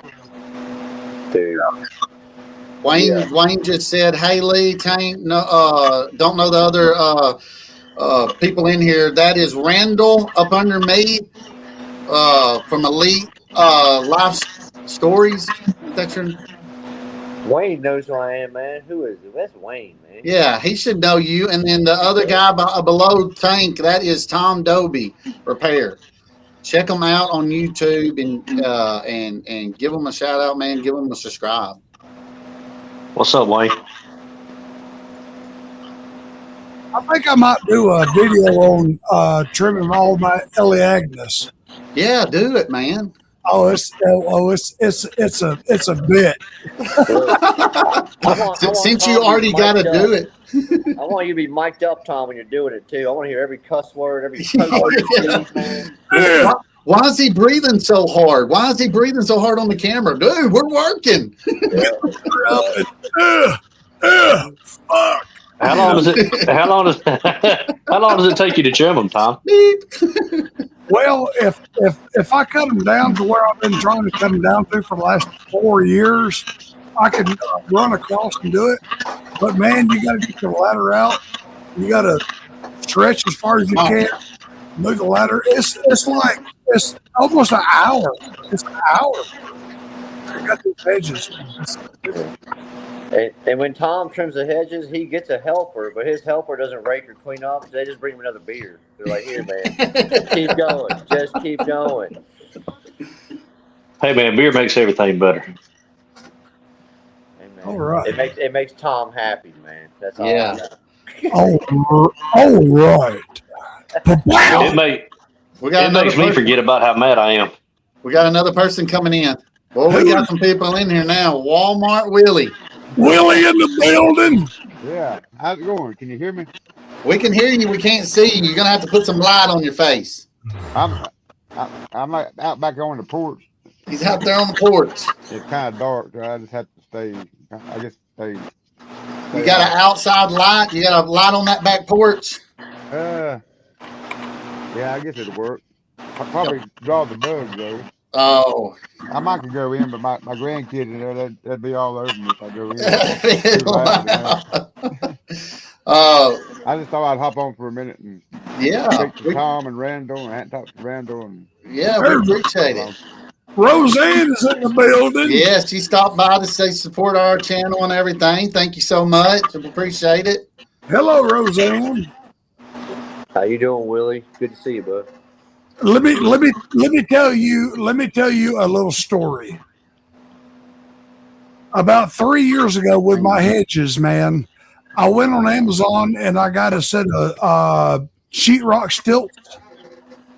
And I thought I would use my sheetrock stilt to trim them, to trim your bushes. Go ahead. I really actually bought a set of sheetrock stilts to trim my hedges, and then I realized it was 4 years since I had my spine fused. I just had shoulder surgery, and I just had my hip replaced. And I thought maybe I should give these stilts to the Hispanic folks next door that does sheetrock work. And I never used those stilts. I thought better about it. That's so funny, man. So funny. Could you imagine that, man? Sheetrock stilts, and I'm out here trying to trim hedges with sheetrock stilts. That's called improvising. Wow. Yeah, it is. Woo. Best decision I ever made, man. Yeah. That's actually kind of smart for real. As long as you can walk in them real good, and as long as it's a flat ground or something. Because man, being on a little hillside of them and all that. Yeah. These were nice aluminum 36 inch. Oh wow! You can really go up, man. You can, but I'm thinking about the dips and hills and stuff. I'm like, no, I'm gonna hurt myself. Yeah. But that's a lot easier than getting up and down on the ladder. You can only stretch so far, with your hedge trimmers. Then you got to get down the ladder, get back up, and keep going a little bit further. Well, with the stilts, you always have to figure out where you're going to fall. Yeah. So Walmart Willie, man, glad you're in here. Glad you're a part of us. Where are you from? And talk about your business and all that with us for a second. Walmart Willie is from North Carolina. He is our NASCAR buddy. Yeah. about 60 miles north of Charlotte. Okay. You ever heard of Harry Gant, the Skull Bandit? No. Skull Bandit, but never that place or whatever. But Harry Gant, man. Harry Gant. He drove the Skull Bandit, the 33 car. He retired in '94, so you're still very young when he. Yeah. And he is big in NASCAR. He was my neighbor growing up. Oh wow, that's awesome. I used to love that car, man. Willie, I loved that car, bro. It was dark green. Yeah, Skull, yeah. Hal Needham and Burt Reynolds. One time, Hal Needham sponsored them for a long time. Skull Bandit, the Skull Bandit 33, Skull Bandit. Yeah. I ain't dealt with NASCAR in so many years, man. We used to go to Talladega twice a year in April and October, and we would stay in the infield for a week. And it was the funnest times I ever had with my dad growing up, man, going there. And there's no telling what you saw in the infield back in them days. Something else. That kind of reminds me, there's a guy on here, what's his name? Tom knows him. Crap. He lives in Alabama. What's his name, Tom? He used to call you every now and then. Jet Come here. wait a minute. He worked on small engines. Well, he quit doing videos too, but I can't think of his name. I thought Tom would remember. But Tom still. Oh, he ain't there. He stepped out to let him sick, Anyway, probably. you might know him. He lives in Alabama. And he goes to. He said he only lives about maybe 20 minutes from the track. Okay. Uh, Yeah, the track from me is probably about an hour and 15 minutes. Jungle Bob Repairs is the name of his channel. Jungle Bob Repairs. Okay. You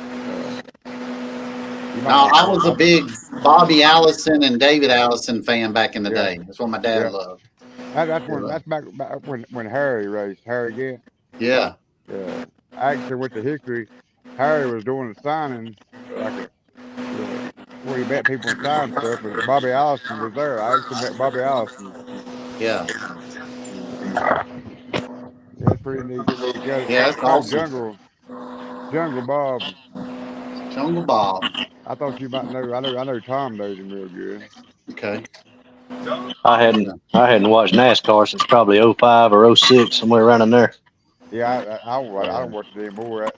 I ain't watched Yeah. it probably about like you, about 05, 06. It's kind of boring, just going around in a circle, just Well, just whoever the gets. whole restrictor plate thing to Yeah. me kind of messed everything up. Yeah, Yeah. You know, I You grew up won't in see the another one go as fast as Bill Elliott did that time.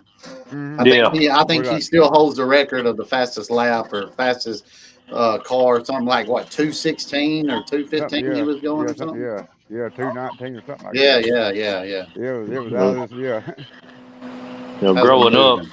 When I was growing up, you still had Richard Petty and Darrell Waltrip and all them racing still, and that was Yeah. back when racing was racing. You know, Yeah. That's when people would get out on the track and fight and all that good stuff. Oh yeah. I was a big Mark Martin fan growing up too before he got in the Viagra car though, but the Valvoline car. But when he got in the Viagra car, I was like, dang. Martin, who's my boy? Oh, Mark Martin. I loved him. You got to do what pays the bills, there, Lee. Yeah, exactly. Hey Tom, I was telling him about Jungle Bob. Have you talked to Jungle Bob lately? Not lately, man. I was wondering how he's doing. He's helping a guy do lawn care. Yeah. He seems to He love lives. it. He lives in Alabama, don't he? I think it's Montgomery, Alabama, close to it. Montgomery, I think. He lives real close to the track. He lives real close to the track. I got a question for Tank, man. What's up, Randall? Tank, do you guys do weekly or bi-weekly over where you're at?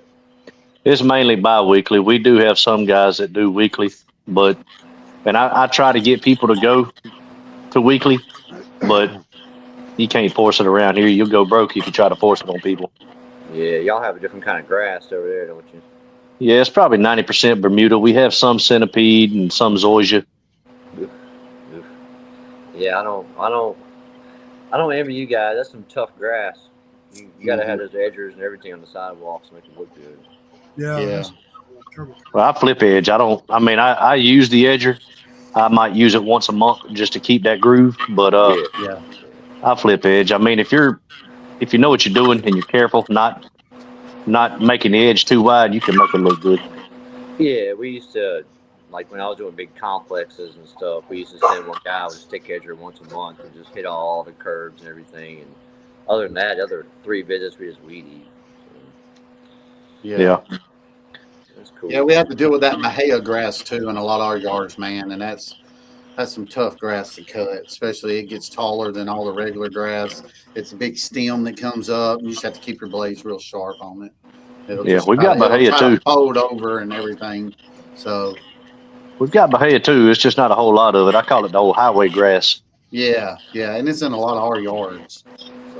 So I grew up on Bahia. When you have that thick, nasty grass, do you have to double cut it in different directions to actually get the clean cut on it, or? Bahia, yes. Yeah, Bahia, yes. But a lot of times we just try to keep our blades sharpened. Around this time of year, we're sharpening twice a week. You know, just trying to keep them sharp. That way they'll you try to eliminate making more than one pass. You know, You're Yeah. probably having to scrape decks though, aren't you, Randall? With that fescue and Kentucky bluegrass and all that. Well, yeah, when it's growing, like in a normal lifetime, yeah. right now he's not even Always. dealing with it at all. Yeah, there's no grass to mow right now, but on a normal basis, yeah, we scrape our decks, nonstop. It's just that's just the thing Yeah, you gotta see, do. It's nasty. Yeah. that's one thing good about Southern turf. You know, I haven't scraped a deck in probably 3 years. Yeah. Yeah, I'm being uh, honest. yeah. Yeah. We take That's turns good. because it's such a nasty thing. Because you know everything you're running over with a mower, and Oh, poop and everything. Yep. yeah, it's pretty nasty to clean them out. So we always like take turns on that. Yeah, we have to scrape ours out every now and then too, especially, right now it's growing so thick and everything. And, we make them first couple cuts in the morning, man. It's all up in the deck. It's pretty stuck up in the deck or whatever. So, Yeah, yeah. Another thing too is we don't go no higher than 3 inches around here, so we're cutting stuff pretty low, yeah. and you get a lot of dust up under that deck, man. I mean, it's pretty much like a sandblaster up under there. Mm-hmm. Yeah, It's knocking all that wet grass off. yeah, for sure. Well, all right, boys and girls, I'm gonna turn in. I got to go to bed tonight. It's already 11 o'clock, and I am tired. Yeah, man. I Take care, appreciate you Tom. coming in, dude. And always remember, Can somebody please super chat me for a microphone wire so I can hang myself with it? I love that clip. Yeah. Awesome, dude. I'm so glad you came in tonight, man. That's great. Yeah, And Elite. we'll do it again, brother. I'm not used to sitting with this damn late. I will catch y'all on there. Remember, take your vitamins and eat your vegetables. Yeah, Yeah. I can really tell you that. Yeah. And we will catch y'all in the next one. Love you, Randall, Love Walmart, you too, brother. Frank, Yeah. and Lee, and whoever this guy right here is, Tom. Does the heart still work? Does the heart still work? I don't think they do. Yeah. Love you guys. man. I will Have a catch See you, y'all. good one. Tom. Good to see you. See you, man. See y'all. See you. Yeah, I'm about to hop off here too, guys. It's getting kind of late, and me and Mama Tank fixing to have to go upstairs here directly. Oh, okay. Yeah. Well, appreciate you being on here, man, and yeah, coming in the last couple of weeks and everything, helping me out with answering questions and having something to talk about because, it's like you said, we're nearly 3 hours on here right now, and I can only carry on a conversation for so long, but I can talk some crap. But when you stick on here for a pretty good while, it gets kind of crazy. Yeah. Well, guys, y'all have a good week out there. Check out when everyone else Yeah. checks out, man. I have nothing else to do except for chill. Yeah, man. We'll see you, Tank. Have a good one, man. Yeah, you Later, too. Tank. Good See ya. talking to you. Yep. Lee, my friend, Yeah. let's cut it off, man. Let's get on out of here and do our week. Yeah, let's get after it, man. Let's have a good week, and hopefully you'll come back on again. Can you hear me? Yeah, I can. Yeah. You hear me? Yeah, I can hear you. I can't Yeah, hear you. yeah. Oh, you can't hear us? Your mic's off, man. Huh? He's Walmart Willie said it's coming through. Yeah, I can hear it. I can't hear you on that. I can hear you on. I can hear. I can't hear you on everybody good. StreamYard. Oh, you can't. Okay. Well, let's go ahead and call it tonight, guys. Yeah. We did almost 3 hours. Watermount Willie, I'm so glad you came on here. Yeah. Good Elite. talking to you. Good to see you. So glad you came on here, man. Come on again, man, and join the live with us. And man, thank y'all so much, man. Let's Yeah. get out of here. Let's have a good to see week. y'all. Good to see you, Randall. Good to talk to you again. You hear me? Yep, I can hear you, man. Okay. Y'all have a good Yeah, one, man. We'll see and, y'all. Thanks for How's having it me. go? Be good if you can. Always be kind. Above all, love each other. That's right. Exactly. Peace, man. That's right. Y'all have a good one. And mine is until next time.